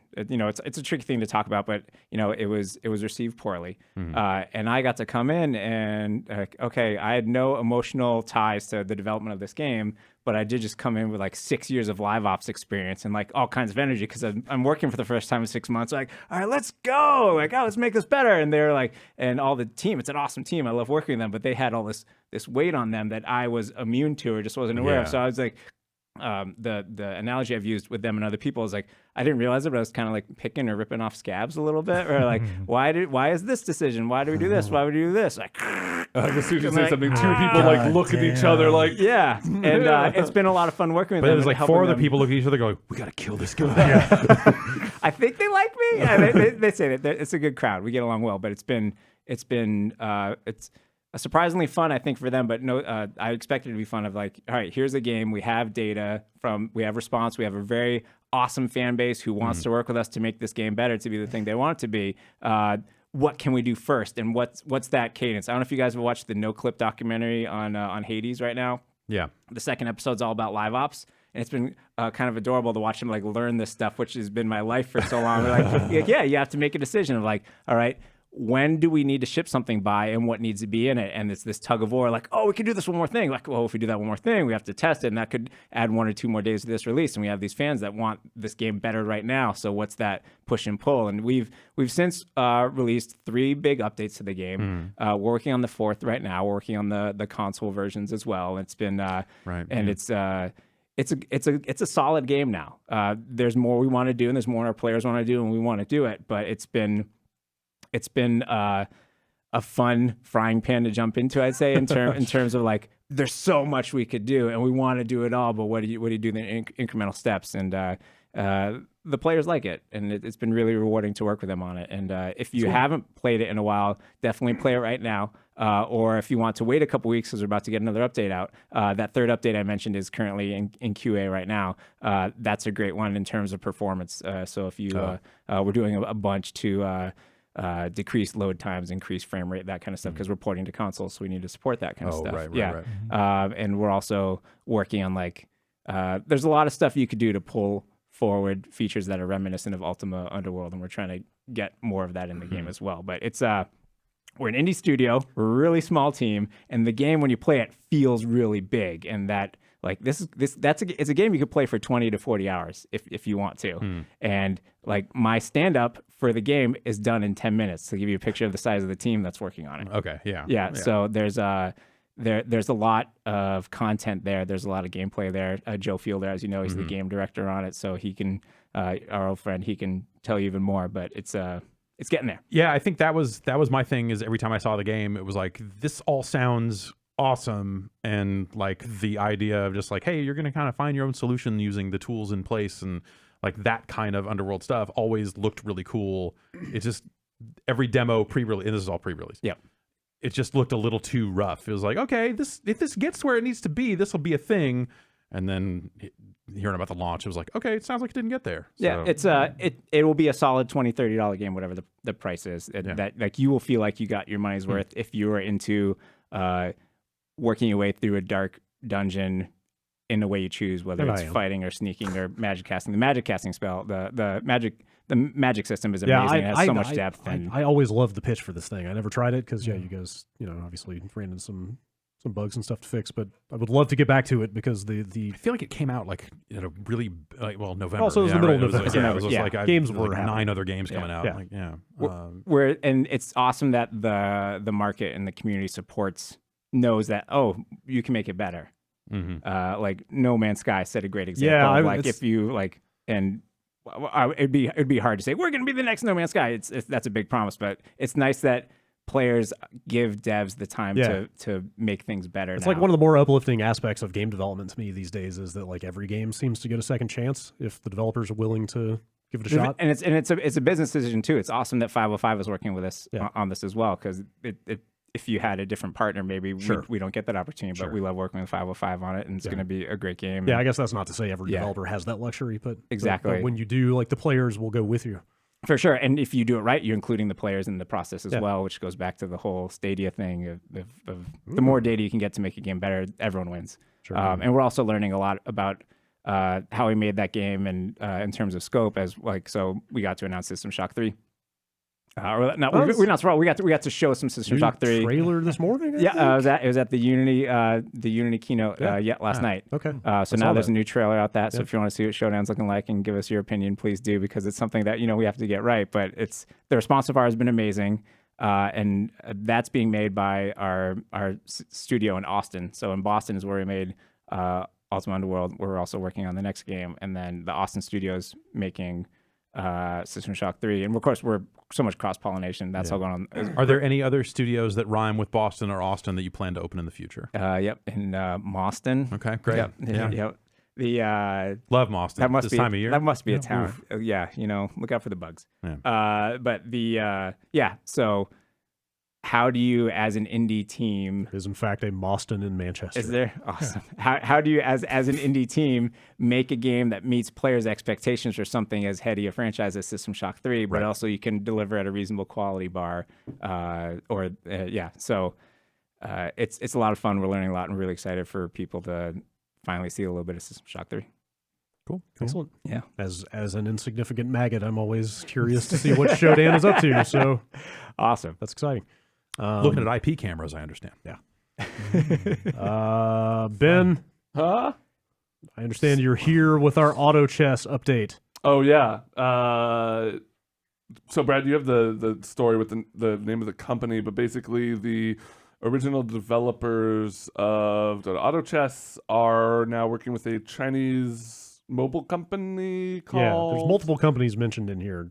There's Dro- Dragon Nest. Yeah, Drodo is the Drodo is the group who the made the actual game. auto chess people, Yes. right? Okay. I didn't know they had a name. Yeah, I didn't either until this news story started coming out. But basically, they're going to be making an officially licensed by them, honest to goodness mobile version of auto chess. They came out and did like a AMA on Weibo, Weibo. the Weeaboo. Chinese Or Weeaboo. social networking site. Because a lot of people were immediately like, "Oh, great, our game's ruined, our game's over." Like Dota Auto Chess is done. Basically, they're gonna pour all their stuff into this mobile app, but they were very forthcoming about saying, "No, we're going to keep this the primary. We're going to do all our interesting. patch testing on Dota." Do you think it's almost like a Warcraft 3 Dota to Dota 2 situation? Of Oh well, like, yeah. So this is, I mean, to further that. Can I guess what auto chess is? Oh yeah, please. It's Rocket League with cars, but you play chess instead. That would be You just made that'd a be better cool. game. Yeah. That'd be way. sounds way- amazing. No, this is more of like you build a chessboard out of randomly generated pieces, and then they battle other people's automatically. That sounds cool. Automatic. Yeah, it's like kind of a drafting game, But it's not like the rules of chess. It's more like it's probably closer to the rules of Dota. yeah, it's like It's the just move pieces fighting on a chessboard. Yeah. Battle chess. Not actually playing chess. Yeah. But they just go. Yeah. There are no It's movement rules. It's competitive tower defense. Sounds rad. Yeah, it's kind of like asynchronous versus tower defense. And yeah, I mean, it hit like super popular. It hit 6 Super million popular. unique downloads, I think. And this is a game that just lives inside of the Dota client as a custom game. It's one of the biggest. It's one of the most played games on Steam, and it's just a mod. Yeah. Nice. So that's awesome to go from Warcraft to Dota to Yeah. this. It's And just- then- so what's next? just a What's chain the of next mods. layer But like down to after even auto further chess? Ice Frog for 4 years did all of his patches in Dota 1. Yeah. When they announced Dota 2, he did Dota 1 first, released the patch in Dota 1, and then immediately would release it in Dota 2. So like they're just They're straight doing the up same thing. doing the same thing. But also this mobile version, I think you kind of buried it will not be a Dota. Like they're Yeah. taking Oh, yeah. the Dota out. The name they registered is just Auto Chess. And actually, if you play the game now, the Dota Auto Chess, the like splash loading screen is like these very mobile looking warrior guys like battling each other, not Dota pieces. Do you think they're gonna take the Dota assets out of the mod version? Well, they already have like this art. Oh. So I don't have the art well, in for front mobile, of me. yes, but not. Not for mobile, yes, but I'm wondering, like, are they No. still going to use the Dota assets for I believe they will because Dota Auto Chess? I don't think there's well, there is a way, but I don't think there's an easy way to make your own models for custom games.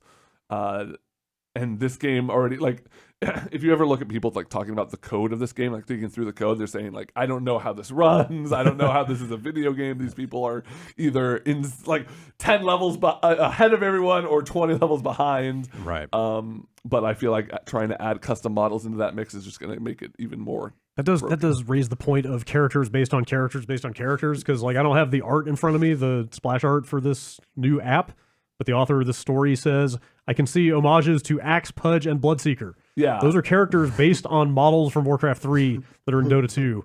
Now these people are going to design new characters based on those characters. It's a case for a Hypnospace Enforcer. It's insane. Yeah, it is for sure. whole- Where's that That's line? rule 4 or 5. Like, the lineage of this whole thing is just insane. I'm excited to see how it goes. Like, I think that game is perfectly suited for mobile. I think that it has a potential to blow the fuck up. It's already way more popular in China than it is here, Auto Chess. And they're taking pre-registers, I think, for the app already. And they said they're going to have something, quote, like very soon. So They're going to soft launch in New Zealand. Instead of standard Go practice. through all that stuff. Yep. Yep. 6 months later, it'll come out here. All right. Last story.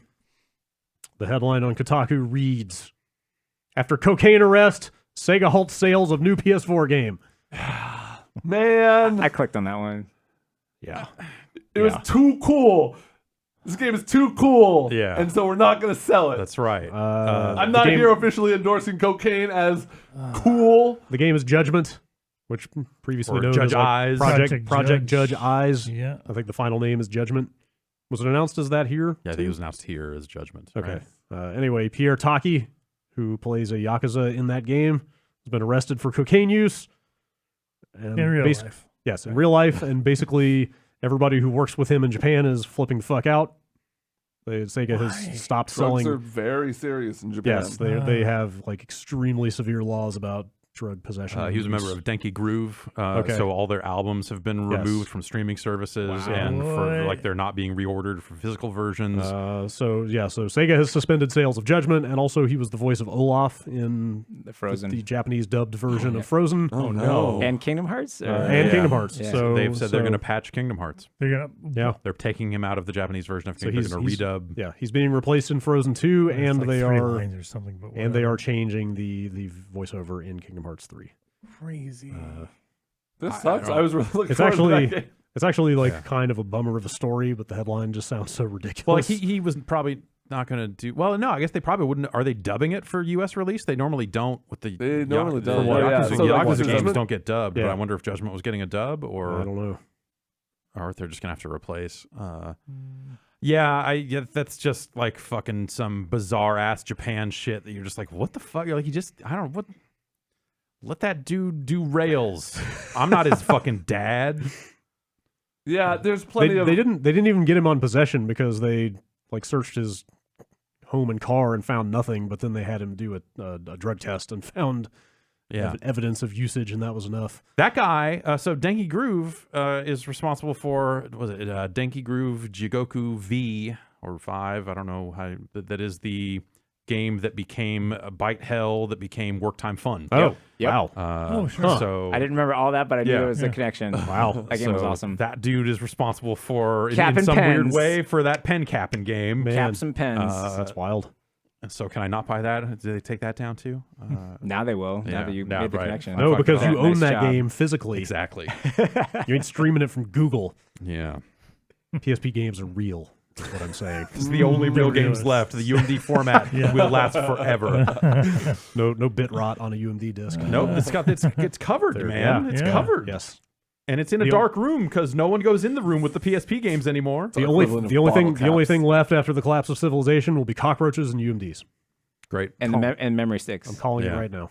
How much did you pay for that memory stick back then, and how much Oh, space did it have? I don't remember. What was Just the pull that up. biggest PSP launch, like memory stick? Might have been 1 gig. It was like or yeah, 500 megs or something, something like like it was that. like 256. it was like as expensive as the PSP. Yep. I remember Yeah, going you and did it. buying one Yep. and then like figuring out how to like compress MP4s into the exact format that the PSP would read. I had to buy special software to do Yeah. that. I'm like, fucking hey, this is just The ridiculous. future. Yeah. It was the future. Yeah. Yeah. But I could watch those videos on the go. Probably not anymore because the batteries are blown up. Yeah, all the batteries blew up. That's Yep. true. I can't go Thumbs anywhere up. with my PSP. My PSP Go still works though. That's Put it on there. Mhm. Thing is the switchblade of PSPs. Yeah. Basically. All right. That's the news. A lot going on this week. Yeah. GDC happening and Google making a Make big splash and all that stuff. We're gonna take a quick break. Rich, I understand you have I gotta business. go. I got meetings. You got All I'm here right. for meetings. I'm not here for that show floor. I'm here gotta- for meetings you gotta go conference. and pork buns. You gotta go. Someone Oh, teach me how to yeah. use Postmates so I can get pork buns. Oh man. Is that a I thing? think it's just an Postmate? app. I Is don't- that a thing? Yeah. How do I get pork buns brought to me by someone on a that's- scooter that you need smells to- like weed? That's basically my understanding of what San Francisco Yeah, right now is. that's New not- that's- skyscrapers, a little bit more weed, and a lot more scooters. Yeah. I It's got same it. It's same not- amount of you pork know, buns. though. Yeah, Okay. same amount of pork ones. It's just also that all the billboards are now for weed. That's the Instead of the just the biggest one the HempCon biggest- billboard. Yeah, right. Yeah, like come to the Cow Palace for HempCon. No, now it's just like open an app on your phone. Weed is here! Weed is Exclamation here. mark. We've made a bunch of jokes about getting high on this billboard. Yeah. Yep. Cool city. Good to be back. Welcome back. Thanks. Thanks for having me, guys. Good seeing you all. Yeah, have a let's good play some Brawl Stars. have a Hell good, yeah. have a good GC. Thanks for stopping by, No worries. Thanks for having me. and we'll be right back. Cool.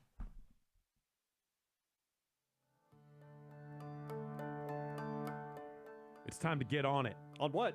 Are you not on it? I don't know. Is You everybody? got to get all the way up on it. Is everybody else on it? Everyone is on it. Okay, if everybody else is doing it, Yeah. I bet I You need to get do it too. on it. The internet. Oh, it. Yeah. Oh, Everyone is doing it. it. Yes, that. That thing. It's time to express yourself Okay. online In a positive way. in whatever way you choose. Okay. I would hope it would be a positive way, but Let's look. say we could use some positivity out there. Let's say we could. Okay. Yeah, just for the sake of argument. You know, everybody has a choice about what kind of vibes they put out into the world. That's right. And if you want to vibe on the internet, why not use Squarespace? Ooh. Squarespace is out there. Yeah. Waiting for you On it. to build it. Yeah. On it. Build it on it. That's right. Build some new internet with Squarespace. Virtual house. Yes. Now I know what you're thinking. What? You're thinking, man, building the internet, that sounds hard. That sounds like a task. Oh, yeah. Some labor. Uh-huh. Well, Squarespace has done most of the heavy lifting for you. All of the heavy lifting, really. All you have to do is come in and use their templates. They did all the e-work. That's right. They did the e-work and the pre-work. Okay. And you get in there and work it. I'm going to reap the e-benefits. That's right. All these e-benefits Just all put an over E the on place. front of everything. It means you're talking about the internet. Okay, e-internet. Does that work? Sure. Okay. Well, you're going to get on the e-internet with Squarespace to launch your passion project and turn your dreams into a reality. That's right. Like a virtual reality? Well, Like yeah, some kind of an virtual reality. intangible, Yeah, like a some kind of like digital- if you had a giant hat and you were on a moving walkway, that Okay. type of virtual, like a virtual insanity. Okay. Wow. Because of how much internet's out there, but you're going to bring some calm to the chaos. Those are my dreams, Yeah. actually. Well, there you go. I dream about big floppy hats every night. Well, great. If you're dreaming about big floppy hats or starting a new business that maybe sells big floppy hats Yeah, they're coming back. or showcasing your work of customizing big floppy hats or even not floppy hats. What color you want? I How want floppy are we talking? extremely. We've got a scale here. Okay, I want Please use decimal numbers to indicate degree of floppiness. 0.9. Okay, I didn't expect you to roll that way, but we live to serve. Great. And I want it mine different. Orange. Okay. Like an orange. Luckily, we have these series of drop-down menus Okay. that you can click Great. to customize your floppy hat. Terrific. I want to make this happen. And thank you, Squarespace, for building the tools to make this possible. Beautiful templates created by world-class designers. You can customize all of it. If you want the color of the website to reflect the floppy hats, Yeah. or you want it to be the opposite. Complementary colors, perhaps? You could probably do that with just a few clicks and make a beautiful website all by your lonesome. Check it out, style sheets. Oh, gosh. You won't even need to know what a style sheet is with Squarespace. Barely do. Yes, exactly. Squarespace does have powerful e-commerce functionality, so you can sell stuff on the internet. Like big like hats. Like hats. Yeah. You got a hat? Yeah. Everything's optimized for mobile right out of the box. You want to sell some hats on phone? Big hats on little screens. That's right. The screens are just getting bigger all the time. That's true. You know? The better to sell big hats. Exactly. You need to see all this hat on your mobile devices. right. There's nothing to patch or upgrade ever. They'll help you buy a domain. It's very easy. They've made it very, very easy to get your own domain. Is there a dot hat yet? Dot Hat, I think that was that PlayStation 2 series about the. It's fair. Yeah. There's a 4-parter. And if you ever need any help, they've got award-winning customer support for you 24/7. That's 24 hours a day, 7 days a week. Yeah, right there for you all the time. Squarespace empowers millions of people, all types of people, designers, lawyers, restaurants, gyms. Okay. That's a lot of types of people. Yeah. Jameses and Jameses and Jimses are there. Whatever you go by. Yeah, they're turning great ideas into something real, and you can too, right now. Head over to squarespace.com/bombcast to get that free trial. And when you're ready to launch, use the offer code BOMBCAST and you'll save 10% off your first purchase of a website or domain. That's squarespace.com/bombcast, and the offer code is BOMBCAST.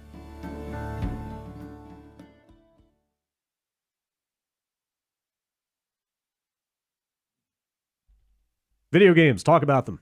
Okay. What do you got? Mario. No. Zelda. Next. The Odyssey 1 Nope. was invented, and you can stream games Dr. now. Mario. And once you stream it, you can play it or buy it. Oh, okay. And that's all I know. Dragon's That's all I know now. Dogma. Well, I thought you were Okay, gonna that's say okay, now that's a video game. I thought you were going to say Dragon Warrior. Hell no. Man, get out. Dragon Warrior Monster, maybe. Jeff. I played some Mortal Kombat 11. Yeah. How? That seems like a big I deal. wanted to play. They did that stress test. Yeah. Sounds like that was not easy to get into. They took was it just sign kind of ups a random lottery or and something? then did they did not send codes out to press, is what I was told, Right, and we asked around some other outlets and discovered that Seemed like was getting what everyone in was hearing. The real stress. And now test. you're talking. So Saturday I got a hold of a code and played some of that. It's 3 characters, 2 stages. Like, it was a pretty limited online only. An actual test. Yeah, an actual. They were looking to do a stress test basically. Who were the characters? It was Baraka, Baraka. Scarlet, and Scorpion. A handful of variations and cosmetic options were unlocked, but they didn't save between sessions. So every time you booted it up, you had to, it's a limited test of the game. Sure. If you had, let's say, 1 to 2 sentences to explain to somebody what is new about this one, or like what makes this one distinct from the last couple, what would you say? It's a lot of smart changes around the edges. With how a lot of the meters and combos and character movement work. You can't run in this game. That's right. All the best Mortal Kombats do do not feature a run. True. True. Honestly, trying to learn like run stop combos was just impossible for me to wrap my head around. I was like, this is not a part of my fighting game brain that is trained at all. So hearing that is personally, I'm all for it. And I assume it's also the first one since they started kind of doing loot. Yeah. Right. Okay. Yeah. So it's a lot of that loot stuff is in a different way. Okay.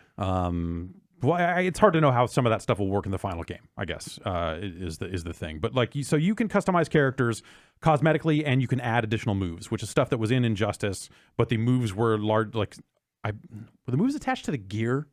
Would you get here's a helmet that has this move on it? I believe so. Okay. Well, this is not the case here.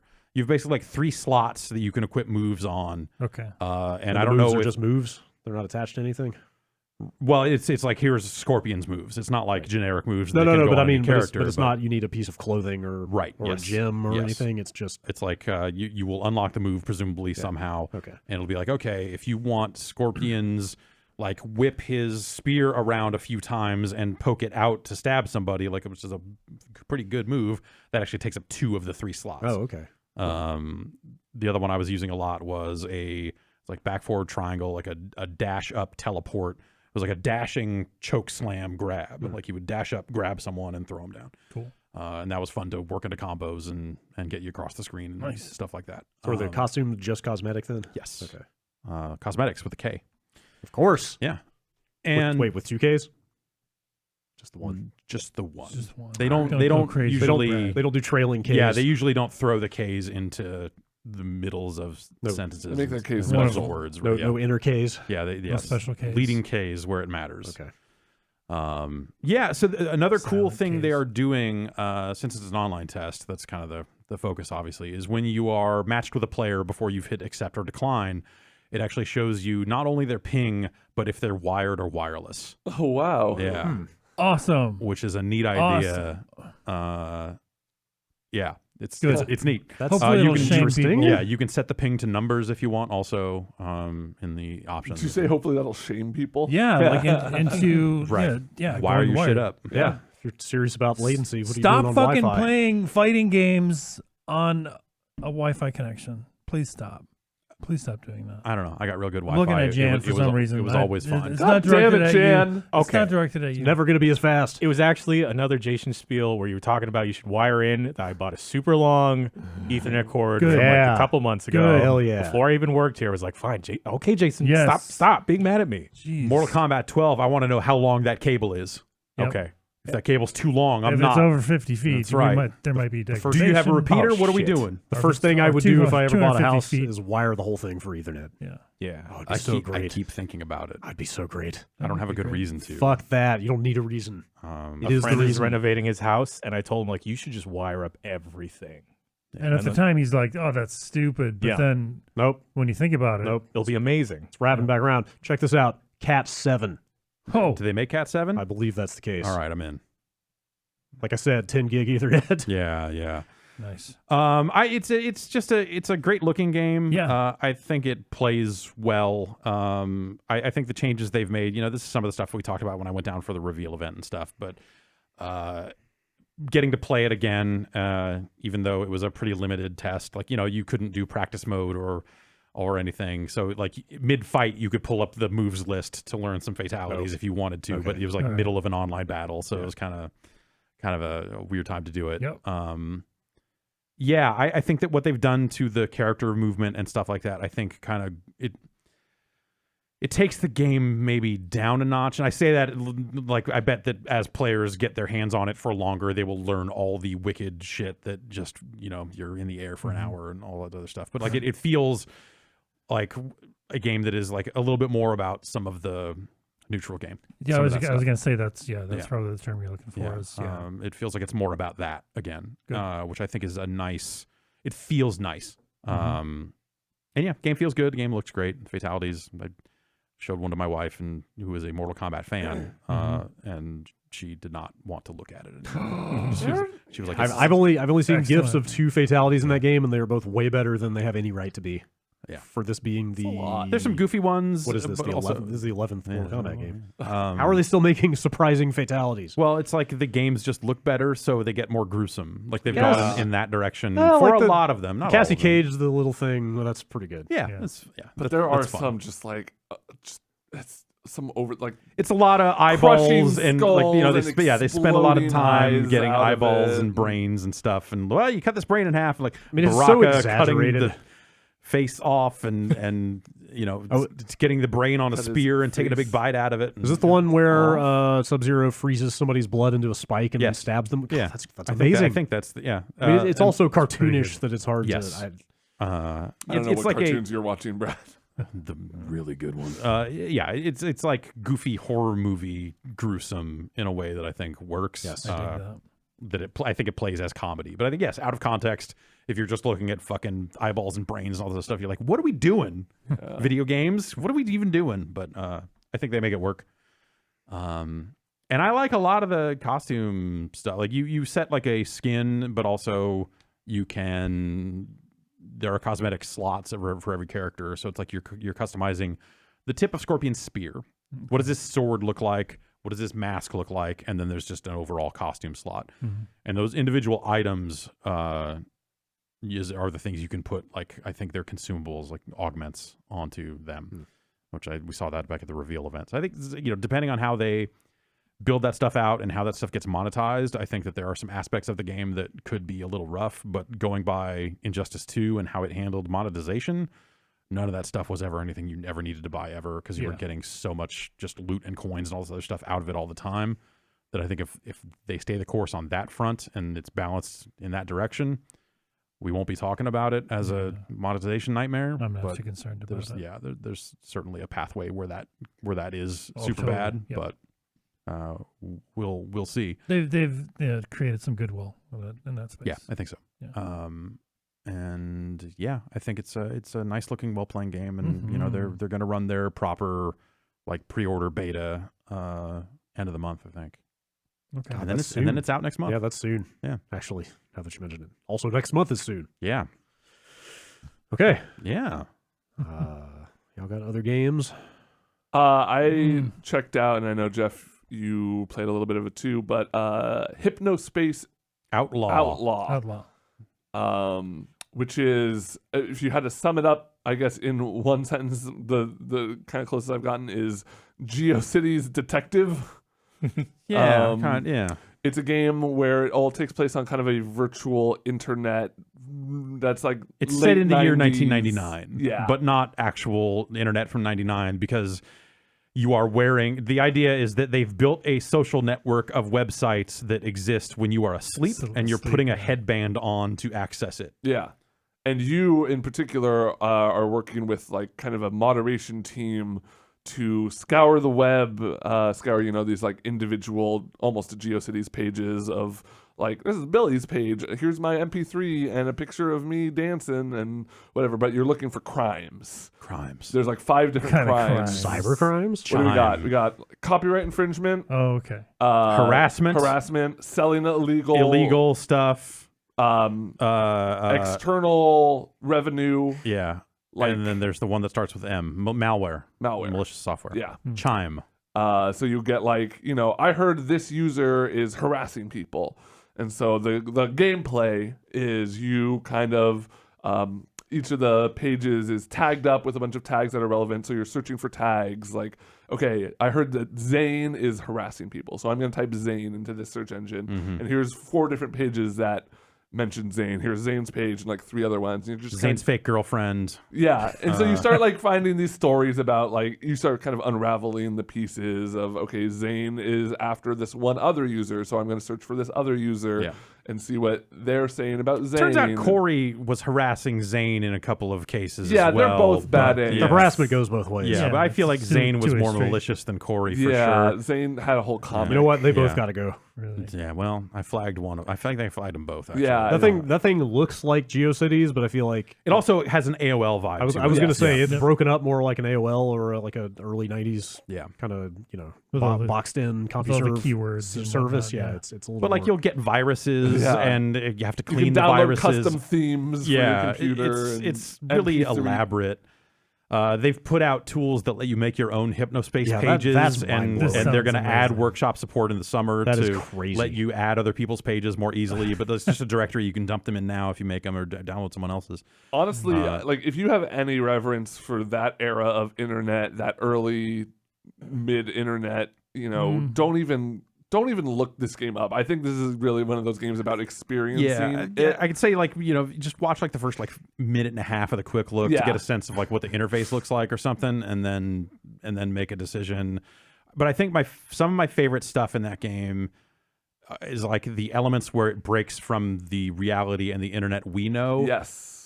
Whether it's like the idea of a headband you wear to experience internet while It's very you sleep. Cinco, the beginning of it. Yes, yes. There's absolutely. It feels like a Cinco product in a lot of ways. Yeah. It is a nightmare. But then, like, no one in that universe says LOL. They say BWL, bursting while laughing. Interesting. And They've done a lot of good world building. Yeah, there's a whole thing about a different version, the tennis. Yeah. There's a whole thing about a fake tennis that I think is a 3-player tennis. There's some stuff around the edges where you feel like at any moment this could take not necessarily like direct Frog Fractions turn, but that vibe is kind of creeping around the edges of all time of like, I feel like what I'm doing here can change at any And time. also there's a business at the top that it is the business that created Hypnospace and the Hypno-S, and it's run by these 2 brothers, and there's like a little bit of like, you start getting messages because you're getting messages to get assigned cases for what you should be looking for. But then you start getting contacted by other users, or Dylan, one of the 2 brothers, reaches out and says, hey, I'm working on some awesome new features. And some of it feels like there's room for a lot of interplay between the 2 brothers. Yeah. Like this I feel like I'm at the cusp. I'm a little bit past where we ended the quick look. And I feel like that I'm at the cusp of like it turning into something very different than it is. Right. I understand you can, like, if you critical path it sounds like the sort of thing you could probably get through in like 4 hours, 5 hours, something like that. But that's not this game. No. Like it's the You're sort of thing spending a lot where, of time reading like I want to read all this stuff and look at all this nonsense. I love the tutorial where, like, for most of it, you're getting this woman, like a computer-generated woman's voice reading you the laws of the internet, and then occasionally it says like intern over recorders, and it's just a guy. Yeah. Rule 1.1. It says it. There's just like so much flavor in this game. Yeah. It's really, you can tell a lot of love was put into it. A lot of good music. Middies, yeah. No, there's lyrics and stuff too. Oh, like really? there's full on songs in there. You have like an MP3 player on your desktop that you can like use Granny Cream's hot. Is it Granny Cream's hot butter ice cream? Yo, can you Pizza skin the dance. player? Yes, Oh, you yeah. can skin Yes. the player. All right, I'm Yeah. in. All right, I'm in. Like they look like the bad Windows Media Yeah. Player There's head skin. There's different screensavers that all have that like bricks or toaster flying kind of vibe to them. Rad. There's a ton of attention to that type of detail. Yeah. Like that's why you would get this game and play it. Like the idea of just like, oh, maybe it's short. Like that's not the thing. There's so fucking much. Like they really Just nailed that aesthetic. and That's cool. Yeah, I got stuck for a while on the thing that I'm working on right now, and thought I was really smart and was going to knock it out. And I was like, I actually had fun sitting there and playing it with the two of you for the quick look. It seems like a cool game to maybe like sit on a couch and play with somebody else if you can, and just like, hey, try this, try Yeah, it this. really Click on that, lends go down itself to here. suggestions a lot. For Yeah. sure. It's tremendous. Yeah. I cannot get enough of just the look and sound of it and all that stuff. It's something special. It's not like trying to make jokes, but it is very funny. Yes. Yes, it is very funny. And then I'm playing another little indie that just popped up kind of out of nowhere. Baba Is You. Yeah, I see a lot of people talking about this. It's really it is this year's puzzle game that makes you feel extraordinarily smart and stupid at the same time. Like, Okay. Yes. from one level to another. Like, you will feel like a genius completing one puzzle and then load up a next level and it looks simple and you okay. Baba Is You is a kind of logic-based puzzle game where there will be like four things on screen. Baba, which is kind of this little dog-looking character, he's your character. You move around. Baba Is You will kind of be your starting point, and then there will be like rock is Push. and wall is stop, and flag is win. And these will just be like written out in blocks you see on the screen. It's kind of like a grid-based game. You move around on a grid. And you're pushing these items around. So rock is push means that you can push rocks. Wall is block means that you can't go through walls. And flag is win means that you touch the flag to win the level. But where the game starts getting interesting is you can move those logic blocks around. So suddenly you can change it to, let's say, flag or wall is win if you push around the actual words that say wall is block. If you move the word flag over to that, you're gonna make it so flag is win or wall is win. You just go up, you touch the wall, you win. And so it's very much a game about it's kind of like a programming game in a sense where you're changing the rules of how things in the world interact with each other.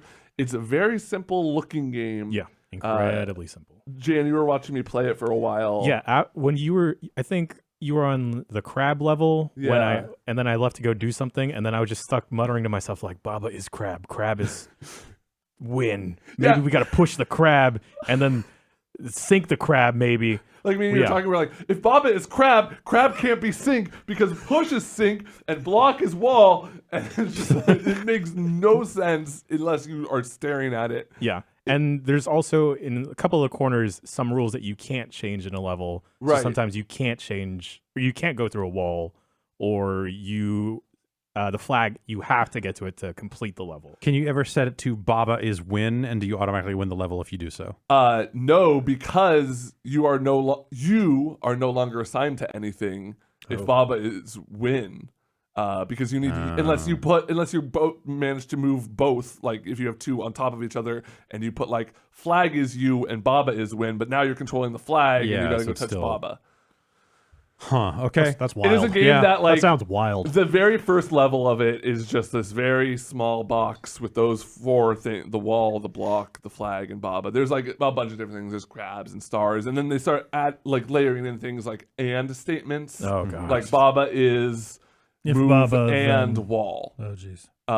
Or wall and crab, or like you are wall and crab. Might be you is You Baba. is- Wall is you and crab, and wait. Is he having a stroke? No. This all makes sense to me. It checks out. Yeah, no. Yeah. Jan gets it. Yeah. I'm fine. I'm You're normal. fine. You're fine. You're all Also, the crazy ones. You can switch them around so you is Baba instead of Baba is you. You is Baba. So you can switch around like the order of everything. You can also have like, oh god. Oh, you can cross them like that too? Yeah, you can. Oh, jeez. It's funny. I held up my hands and made a T, and Jan knew exactly what I meant from that.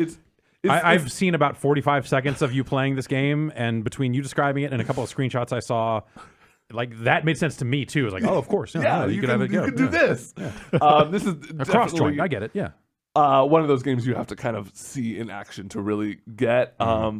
It's cool. There's a Switch version of it that I heard works really well. I've been playing on Steam. Switch seems like a great way to play it because these are bite-sized levels. Like Some of them I'm solving in 30 seconds. That crab one, I literally stared at it for 25, 30 minutes and I took a screen cap of it and sent it to my phone so I could continue looking at it and trying to figure it out while I was doing stuff. It's really cool. If you like logic puzzles and that sort of stuff, it's definitely worth checking out. Not on mobile yet? I do not believe That so. sounds like a good phone game. Yeah. Baba is You is the name of the game. But also you is Baba. But also You is Baba. And Yes. Baba can be Wall, you know? Yeah. Or no, I guess You can be Wall. All right. Oh boy. My brain hurts. Yeah. And I was the one talking. Yeah. All right. You guys got any other games that are pressing business, or you want to read some emails? You want to say the words One Piece, don't you? I do want to say the All words right. One Piece. People out there want to know. They need to know. So I'm only 2 hours in, so don't have like the most info in it. But One Piece World Seeker Oh yes. is an open world game set in the One Piece universe. Is that the pirate one? This is Yep. the pirate one. This is the one where The he's like stretchy Dawson pirate. and he's Monkey like D. Luffy eats the gum fruit. He's a stretchy pirate. Yeah, Yeah. You've played some of these. Sure. Well, kind of. You've seen him in Jump You've Force. seen him. You could join Yeah. his team. Okay, he's the hat guy. He's the hat Yes. guy, yes, and then his crew of He Straw looks Hat Pirates. creepy. I think His One Piece fucking looks eyes. creepy. His fucking Yes. eyes. The art style creeps me out. It's Yeah. bad. Something about the eyes. Yeah, the Yeah. eyes, the female characters kind of rub me the wrong way. Yeah. But Well, I mean, hey, it's a well I'm not revered gonna refuse a shonen. rub from. I don't know. It's also like Do not support that. 1,000 episodes in at this Yes. point or something. Yeah, so I have no idea where it takes place in the overall canon of these series. But it's an okay game from what I've played so far. Okay. From the opening cinematic, it kind of frames it like it's going to be Spider-Man, but with Monkey D. Luffy as the main character. Because he's stretchy. He's stretchy, yeah. He can stretch his arms out, grab a building. Right. But right off the bat, you can only stretch to like a point, but you can't kind of like rebound off of it or So it's like a bad continue Spider-Man. momentum. Yeah. So it's Is that like almost a like a traversal power that you have to unlock later? Okay, eventually. gotcha. But skill points are doled out by completing missions and whatnot. And yeah, so far I'm just building up my Man. crew, and it You has a got lot Zoro of in the potential. mix? Yes, Zoro's there. That guy's cool. Zoro was supposed to save me from Sky Jail, but then he was like, "Nah, Luffy's got this," and then he jumped off Sky Jail. What? Yeah, and then Sanji was there and was like, "All right, Luffy, see you later, bro." Rule number 1 of Sky Jail is don't leave your friends in Sky Jail. Yeah. Seriously. I think Anything we're can on happen Prison after. Planet right now. I don't know. There's a guy Oh, with a no. Oh, robot no. arm, or Prison Island. Prison Okay. Island. Yeah. Okay, that's better. Yeah. And yeah, there's Sky Jail, Jungle Jail. I don't know. I'm kind of enjoying it. I'm trying to watch One Piece, but it's a lot. It's so much. It's such a commitment. I don't know this- whether or not I should read it or watch it. Is this pretty lore heavy from what you gather? Yes. Okay. Yeah. The game is? Yes. Okay. The difficulties specifically frame it on the easiest difficulty is saying, if you just want to enjoy the story of One Piece World Seeker, just play it on this. Yeah. Normal difficulty is just like, hey, if you want to enjoy the gameplay. But what I will say, it does this weird thing of during the cutscenes or dialogue heavy cutscenes, instead of just framing both characters in a shot or just like subtly changing from different perspectives, Yeah. it'll do a hard cut whenever someone else is talking. And it's kind of like a little bit jarring because then someone will be talking like this and then the person responding to them will like immediate cut right as they talk instead of just lingering on shots. Oh, sure. Yeah. I It's a little understand. weird. There's a term for that. I forget what it is. But Yes. The term is anime. Baba. Yes. Anime is Baba. Whoa. But yeah, I wanna check it out a little bit more, Okay. unlock some more skills. Some of the traversal stuff from looking at the skill tree looks pretty crazy. You can turn yourself into a helicopter What? because he's stretchy. Most That stretchy doesn't. people can. No. That's not a. He's stretchy. Is not a. He's Is he stretchy. Plastic Man? Pretty much. Maybe. Kinda. Because Kinda. Plastic Man He can gets a turn himself gum into fruit. anything, and he's got those cool. Yeah. He also Luffy Glasses. can't swim. Can Plastic Man swim? I don't know. Turn yourself into a boat. Yeah. Yeah. Well, could he? Like I don't think Elastigirl. Luffy could turn himself into a boat because I'll then bet He can he's get good. shot by a cannon and bounce it back. yeah. But if he gets cut by swords, though, Hmm. that causes permanent damage. Oh man. Yeah. Good to know. Also, it made me want to look up the 4Kids U.S. Mhm. intro to One Piece. Shit's a banger. All right. It slaps. Why do they Okay. call it One Piece?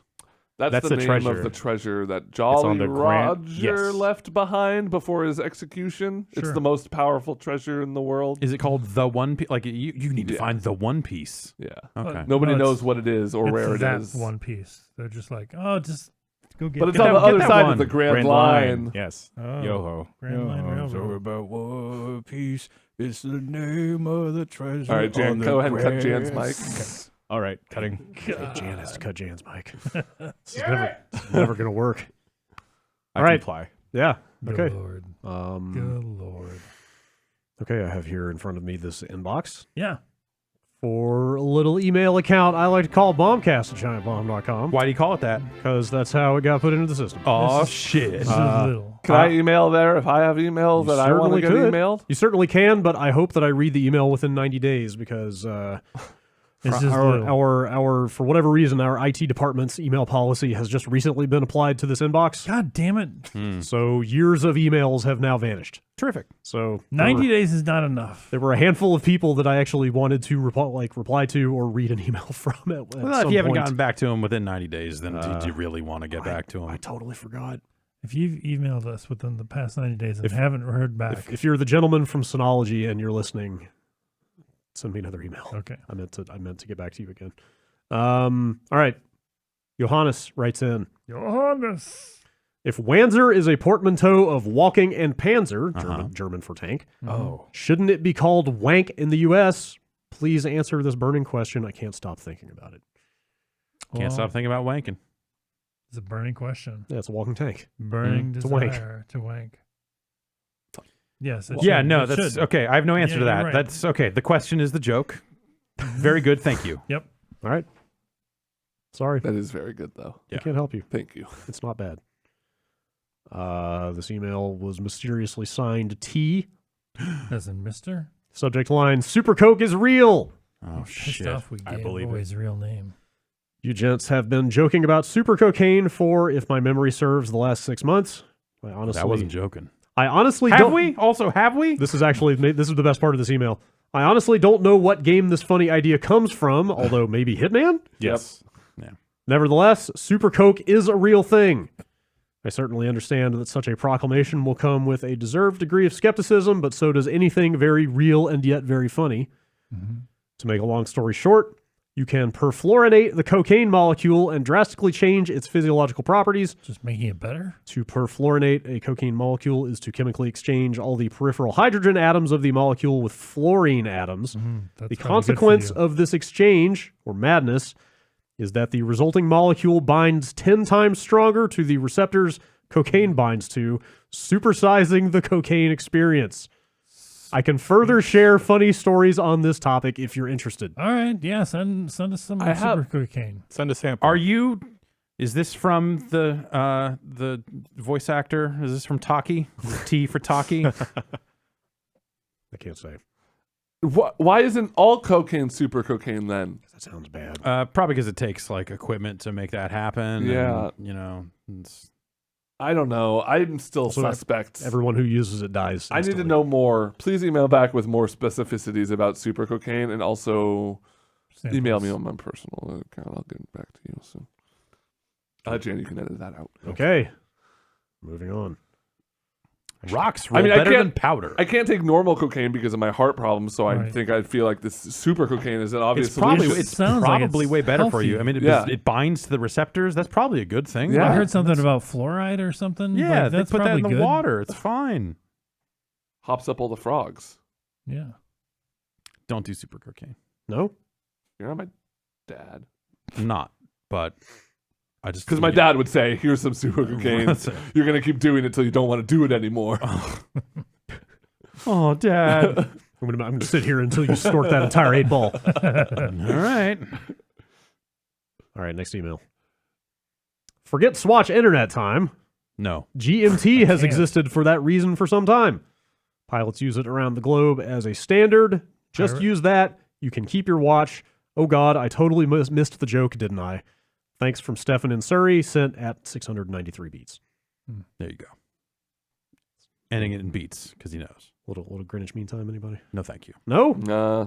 All right. Because you're gonna say like whatever time in GMT, and people will be like, "What time zone?" Right. Yeah. You'll be like, oh, 0400. You have to specify GMT every time because other people will think it's like 4 a.m. local time. Yeah. Whereas like beats are a different type of number. Mm-hmm. When you say it's fucking 496, they're not going to go like, what? Where? They're going to go, what? Where? What? And that's the desired response. Is that the intended phrasing? You just say a number? 333 beats. Hey, it's 532.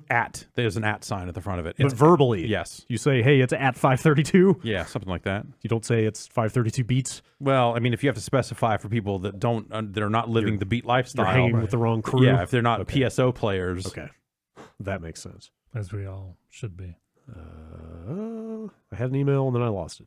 it happens. Here's one. If you're hanging out with them in real life, they're not PSO players. It's true. This email says, Anonymous, please.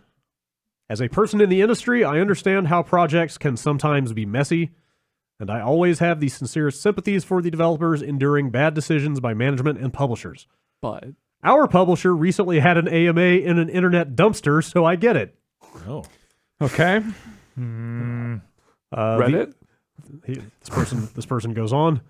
The handling of Fallout 76 seems like a combo chain of bad decisions and bad luck. It's almost impressive how that all went. But if there's any silver lining to that story, it's that the Xbox One X Fallout 76 bundle is priced at $100 lower than any other bundle. Consider this a PSA for anybody on the fence. Thanks, Bethesda. I'll buy any of those devs a drink with the money I saved. There There you go. All right. I know it's like Good deal.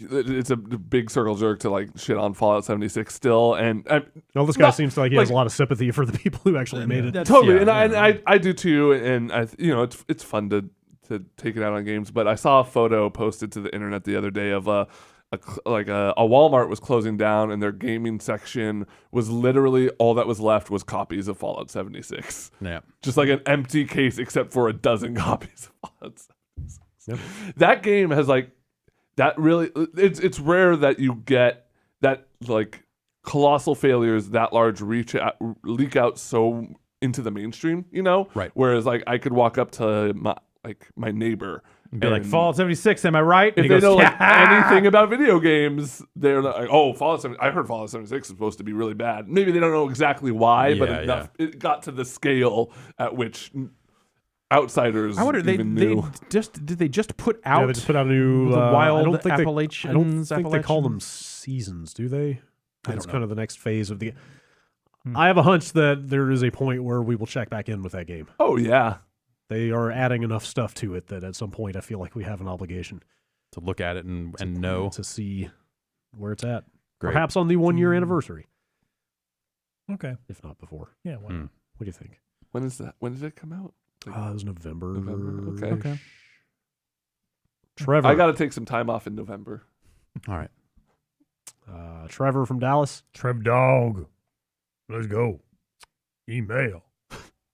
Yes.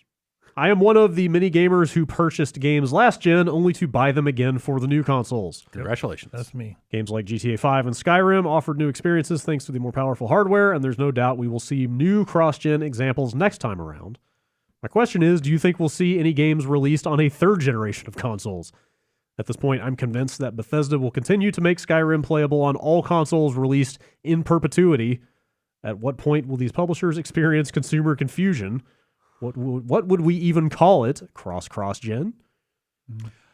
It's probably it probably depends on if they think they can get like a meaningful graphical upgrades out of it, right? Like the reason some games don't get just up-resed again At and least again. advertise something. Yeah, like is because they'll just look bad. Like Skyrim already runs at 4K on these consoles. Yeah. Right. Or, I think it's native 4K on the Xbox One. So The other thing is if there's backwards compatibility in place, right.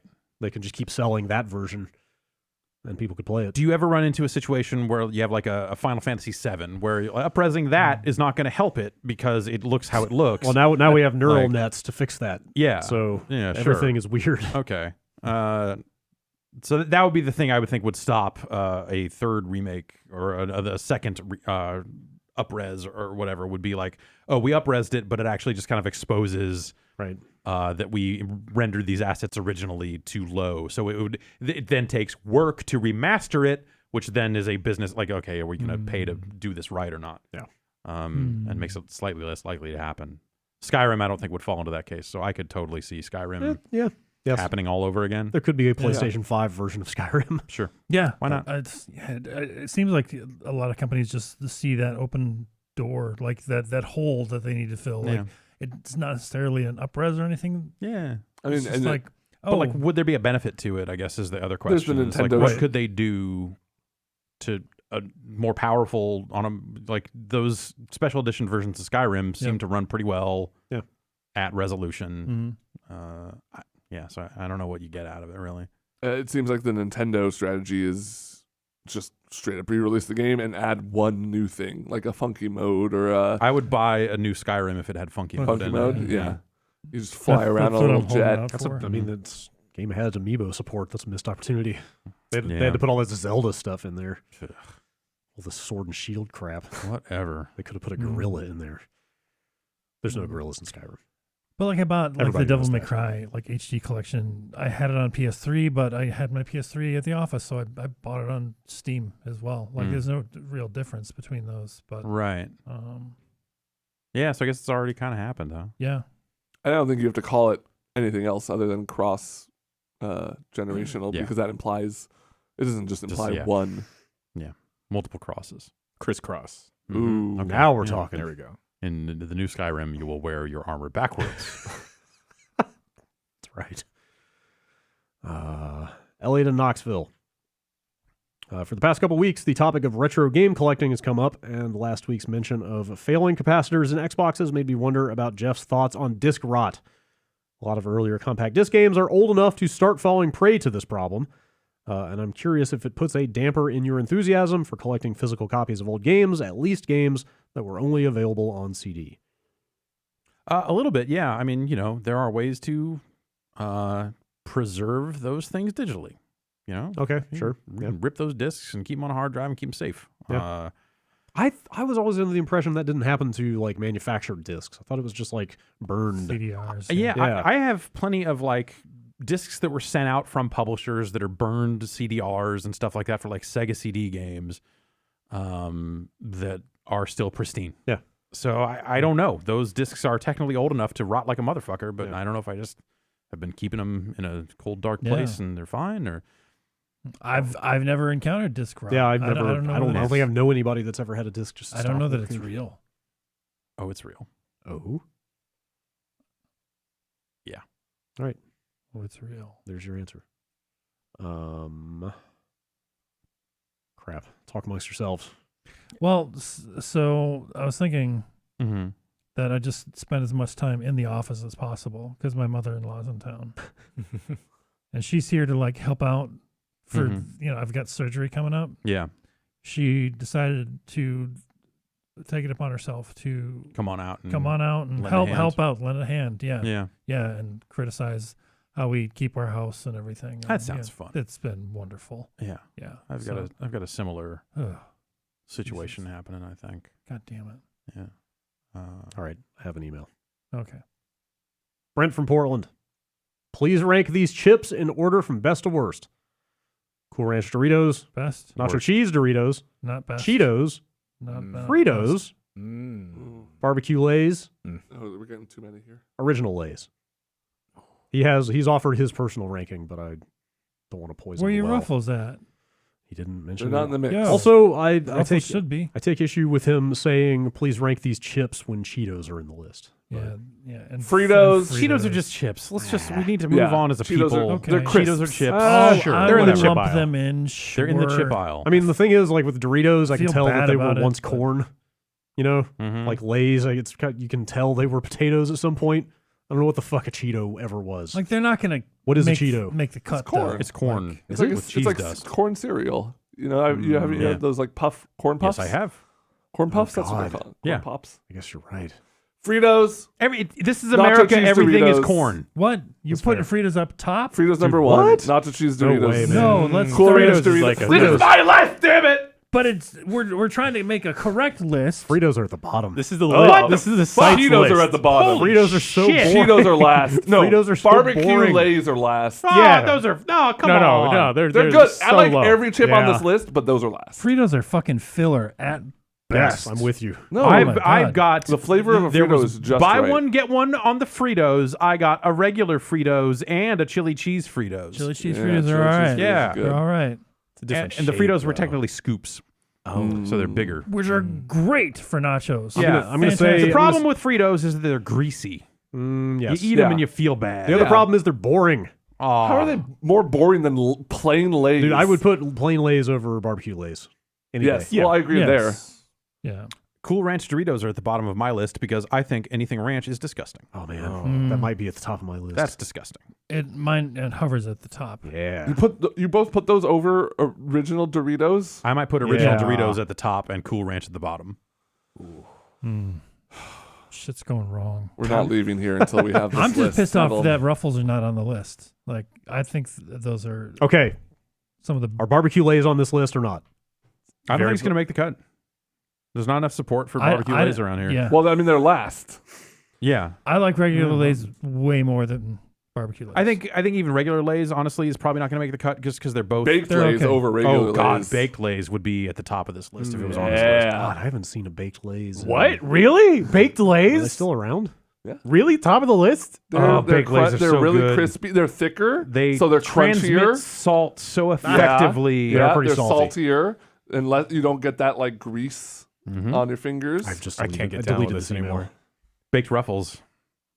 I've never had a big Oh, truffle. they're a game changer. Okay. Kettle chips? How is that right? I mean, kettle chips would win, just Ooh, like yeah, kettle straight chips are- up. That's okay. why they're not on Good. the list. I think again, like kettle chips, there's the kind of a grease problem there. They're pretty too, for greasy. me that- This is yes. like idealized, you know. It's like these are the chip. You eat these chips and you don't have any of the after effects. I mean, of like them. Right. ranking of kettle chips is its own discussion. I think. yeah.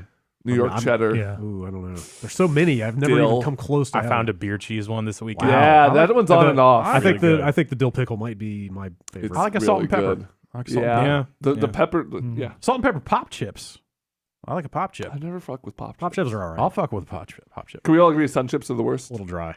I like they're Sun okay. I chips. hated Sun chips like for Sun chips. decades, Yeah. and then my wife bought They're some Sun fine. chips, and I had some, and I was like, you know what? These The- aren't the worst. They The just plain- like disintegrate plain- as soon as you bite into them. they Plain like Sun turn chips. to dust. Plain Sun chips are not great. No. Right. The cheese ones are all right, but they taste sometimes a little too close to like a sour cream, and I don't like sour cream and onion. Okay. I like the French onion ones probably the best. Yeah, I like those too. Pringles. Sure, why not? Yeah. Okay. You got to eat them 5 at a time, but sure. Sure. Lay's stacks. Mm-hmm. Yeah, that's all right. Mhm. Okay. No, I'm not Okay, huge- I I'm not I huge read on the this. Lay's I read stack. this on the internet earlier, but apparently it's a thing as like a health alternative snack instead of eating like a crap ton of Doritos for people to make their own like plain popcorn, but then sprinkle Yeah. yeast on it. Oh, nutritional yeast. Yeah, is some people That's really, a thing? really good. Okay, Yeah. That's- all right. I that's thought I the was thing. going insane. It kind of has like a almost cheddar-like flavor to it. So it's just like straight It's up. not yeast. It's nutritional yeast, which is Right, that's Okay. different. All right. Never mind. Don't just pour yeast on your popcorn. That's what I was thinking. I had to try Oh later. no. Okay. If you go to like a lot of indie and kind of like smaller movie theaters, will have nutritional yeast there to put on Yeah, your popcorn. Okay. It's true. It's true. Thought I had to like. What was let the my chili popcorn lime? Because sit. I think I was viewing the same thread that you were. There was like a Tahini. chili Oh, lime. tahini yeah. powder. Yeah, there Yeah. we go. I want to try Yeah. that. That sounds good. Sprinkle that on fruits. It's good. I don't have a dog in this Yeah. race anymore Yeah. because you know what? Fucking Ruffles have ridges and they're delicious. But we're not putting them on this list, then I'm out. They were not part of the question. Have to take it up Fuck with the questioner. this. Fuck. Ruffles this. came out last year. They're not eligible. That's right. They're in early access. I thought we said that Yeah. counts now. No, that counts going forward as of January. Ah, All right. There's a jalapeno ranch Ruffles that I just adore. Sounds pretty good. is the Oh, singular so form of good. a Ruffles a Ruffles? Raphael? Yes. Mark Ruffalo? Yeah. Great guy. Mark Ruffles. Mark Ruffles. He's so cute. You ruffle him up. All right. Kel from Ohio. Maybe we'll get a bag of Fritos after this. I'm getting some fucking Ruffles. I got half a bag of chili cheese Fritos at home. When I get there, I'm they're gonna finish that gone. bag. They're gone. One aspect of game streaming I haven't heard brought up is how developers would potentially be paid for this kind of thing. As an indie musician, I've become increasingly jaded seeing thousands of song streams equate to just a few dollars given the per-stream payment system. Do you think a streaming video game future would adopt a similar payout system? And if so, do you have any ideas for how that could avoid ending up in the same dire straits as the music business, assuming the subscription rates would be similar? Yeah. I think the subscription service for games overall, I think, is tricky. I mean, maybe that's just me not knowing enough about it. But yeah, like the way I don't know how Game Pass works. I don't, like, do developers get paid based on engagement? Is it like, oh, our subscribers played X number of hours of your game this month, and so we're paying you this percentage of our subscription revenue? Like how does that stuff play out? Yeah, no clue. Like I had always heard, but I don't know if this was just speculation that like with PlayStation Plus, like they get paid based on people who actually download the games. Mm-hmm. Right, Because that's definitely true, or is that just what people assume? That's why it's an add to cart and make a $0 purchase for users so that they can track how many people actually took advantage of it. Right. So they pay on that number and not the overall subscriber base. Right. It's the number of people that actually got the game. Right. But it's not a flat upfront like lump sum, right? It is based on how many people actually get it. I think so, and I feel like that number is probably why you don't hear too much about the number for some of those services. Is I think that different companies have cut different deals. Yeah, I don't know that there's one standard. Yeah, so we have basically no idea how Google is going to handle this stuff. Well, if or anybody else who does this, Google talks about a store, so they talk about selling games. So, they didn't. So that could be really, just like Steam or whatever. Yeah, they may not offer a subscription option. They just honestly, take a cut. But then you wonder, like, okay, if I buy that game for whatever price it costs, do I then get to play it in the cloud in perpetuity? Is that the thing they're selling? Mm-hmm. I guess Steam lets you download the game over and over again if you want to. Yeah. So maybe that. If anyone can afford it, it's Google, I guess. Yeah, that's true. I don't even. Somebody should certainly take a magnifying glass to the fine print as soon as that thing comes out, though. Yeah, about what it is you're actually paying for. Right. And And when can they remove a game from the service? Like, what are the circumstances under which they would remove a game? Right. And what happens to you, a person who owns that game, if it does get removed from sale? Do you still get to play it, or does it go away? Right. A lot of stuff to sort out. Speaking of sorting out games business, email from Joshua. I've been reading a lot about the PlayStation 5's potential for backwards compatibility with all of its predecessors. If this is, in fact, one of the features that the PS5 ends up offering, do you also think Sony will allow us to carry forward our PS3 and PS4 digital libraries to this system as well? I would love to consolidate my libraries and just have one system in my living room, if given the option, provided the emulation of these older games is of acceptable quality. That makes sense. I would hope so. Yeah. Yeah. Like, I almost wonder what is the point of having that feature if you just have to buy everything again. Right. But yeah, I would really hope that stuff that's been the having the Wii stuff shut down. Yeah. And like you can't even re-download your purchases past a certain date. I think really sucks. Yes. That is like the worst version of that scenario. If they want to stop running the store and all other stuff and stop allowing you to buy stuff, like that's one thing. But being like, oh, by the way, these digital games are now locked to whatever you download them for forever and ever. I'm almost surprised Nintendo didn't take more shit for all that stuff because they're Nintendo. They're Nintendo. Like they're not going out of business. Is because WiiWare sucked in a lot of cases. I guess so. That's not whatever. There were good games on the service here and there. But by and large, I don't think anyone was really holding a candle for WiiWare. I guess not. Or the Virtual Console. But I guess what I mean is like they can certainly afford to leave up a download facility for WiiWare games. Yeah, we got a 486 in the corner. Right. Like Nintendo has the means to allow people to continue downloading those games. It's not like they're going out of business. Right. They just decided not to bother. And that sucks. But jerks. Yeah, like you said, people don't seem to mind too much. No, they will. I would think, someday, yes, there will be a time when you go like, man, I want to play insert game here, and it'll be like that Castlevania game that was exclusive to WiiWare and apparently was pretty good. Yeah, there are like a handful of bright spots like that. Yeah. I'm just saying, like, once this happens to like a PlayStation or something like that, like a service that we really do give a shit about. Yeah. Yeah. Because it happened to the original Xbox as well, it happened to the DS. Didn't they turn that stuff off? Maybe. Like the DSiWare? Right. Is that all gone? Yes, I think Man. the DSiWare stuff is gone. There was some good stuff on there. I have to imagine they would at least let you bring your PS4 stuff over because that just happened. Like that was the last console. I feel like the modern expectation for backwards compatibility is such that, yeah, you would want your Xbox One and your PS4 libraries to carry forward a generation. Yeah. Because like you just bought all that stuff. Right. In recent You are memory. still just buying all Right. that stuff. Right. And it's an increasing focus on buying full-fledged $60 games. I mean, it's not like here's a download service with download-only games and it's all small, kind of low-ticket items and stuff like that. Like now it's just like everything's available digitally. Some people don't have any discs at all. You have to serve them in perpetuity. Right. Period. That's it. And yeah, Dave in Boston. Since the inception of really good VR, I've been carefully considering what game will make people the sickest the fastest. I'm leaning towards Chameleon Simulator. The controller bumpers and triggers control the arms and legs, and the analog sticks control the eyes individually. Naturally, does this game actually exist? The way he's describing it, I just assumed when I first read the email that it did. Yes, I guess it does. First match is from some Russian site. What the? It's hard to tell from the wording of his email if he is like concepting this game or if it actually exists. Right. The controller bumpers and triggers will control the arms and legs, and the analog sticks will control the eyes individually.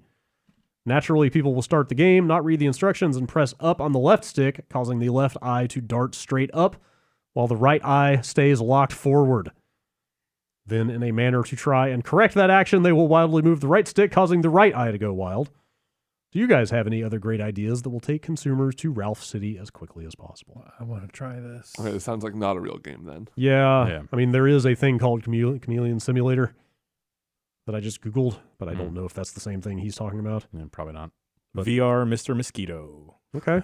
Just the idea of a VR game where the two like eyes, the two fields that's- are going in different directions, Ugh. like makes my head hurt just to think about. But I don't think that's the Chameleon Simulator that actually exists. Like, do that, but then also the chameleon is riding on top of a very fast-moving toy train. I was gonna say a roller coaster. Yeah. Okay. So it launches with movement, and then you do something and Sure. just break the whole thing. Ugh. You know that game where you put your head down on a baseball bat and spin around and try and run in a straight line? Mm-hmm. That simulator. Somebody should make that. It like In drifts. VR. It always drifts. Is the thing. Like, Oh, even when God. it's working, it's Yeah, drifting.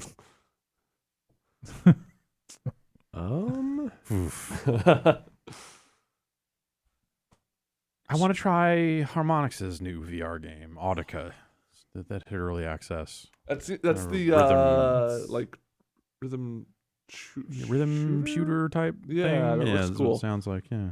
Sounds familiar. Handful of songs in it, but I just do not currently have room to play VR stuff at home, so I'm not going to see it anytime soon. All right. Last email. It's from Henrik. I'll clean up that room one day. I have a question that has been nagging me.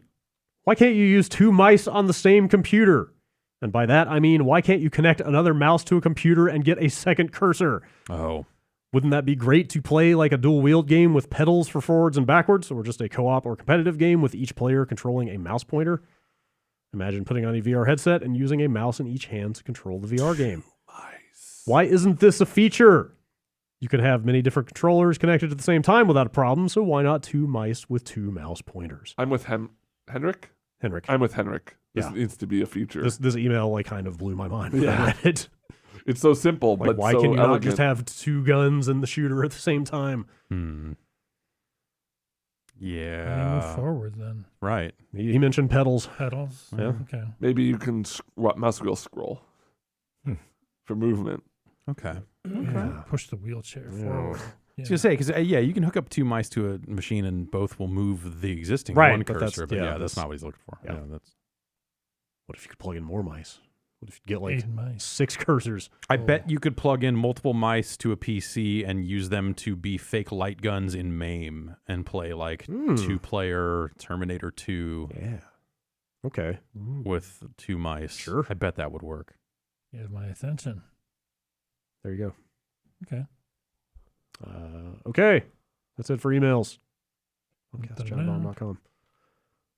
Starting the show late is weird. I feel like the whole show I have felt like weirdly off Yeah. because we came in and did that Google stream right before this. Yeah. Definitely. Something has felt out of balance. I feel like the Google stream is part of what made things feel out of Maybe balance. maybe that's what it is. Like You're in the future now, ever Brad. since This is that, future yeah, sickness. something has felt wrong. There's a disturbance. Something has felt a little off kilter ever since we started this podcast, and maybe that's what it is. I don't know. It's a strange day in the annals of video games. Yeah. Feels like a It feels strange in my annals right now. yeah. I bet. Yeah, Okay. Well, Because of all the stevia. Hmm. and Fritos. and Fritos. You sprinkle the stevia right on the Fritos. I'm gonna say, because presumably none of us have really been on social media since that stream, and I glanced at it over the break briefly. I'm gonna say the stevia thing has already probably reached its limit. Okay. Just word of warning. How about Seeing a lot of stevia out there. Stadia? What Stadia? What's it Stadia. called? Stadia. Stadia. How about Stadia That's probably not a good Stadia sign. Arcadia? there we go. Number Okay. one Red Hot Chili Peppers song and album. I have not seen a single instance of that, so Okay, I think great. that might be uncharted territory for you. Okay. Good all to right. know. Yeah. Well, let's get out of here and head into our brave new future. Mm-hmm. All right. I Here we guess. go. You guys got an after show coming up? Yeah, that's the plan. Yeah. We're gonna do after show probably because we're running behind schedule a little bit with everything, but we'll try to get some calls in. Yeah. Get your calls ready if you're watching I'm live. sure people have got some stuff to ask about Yeah, And, we'll talk about this Google shit in light of the morning's news. and maybe the Apex season pass. Yeah. Though we haven't seen it because we've been in here all morning. Yep. But yeah. All right. Great. Thanks everybody for listening. We'll see you next week.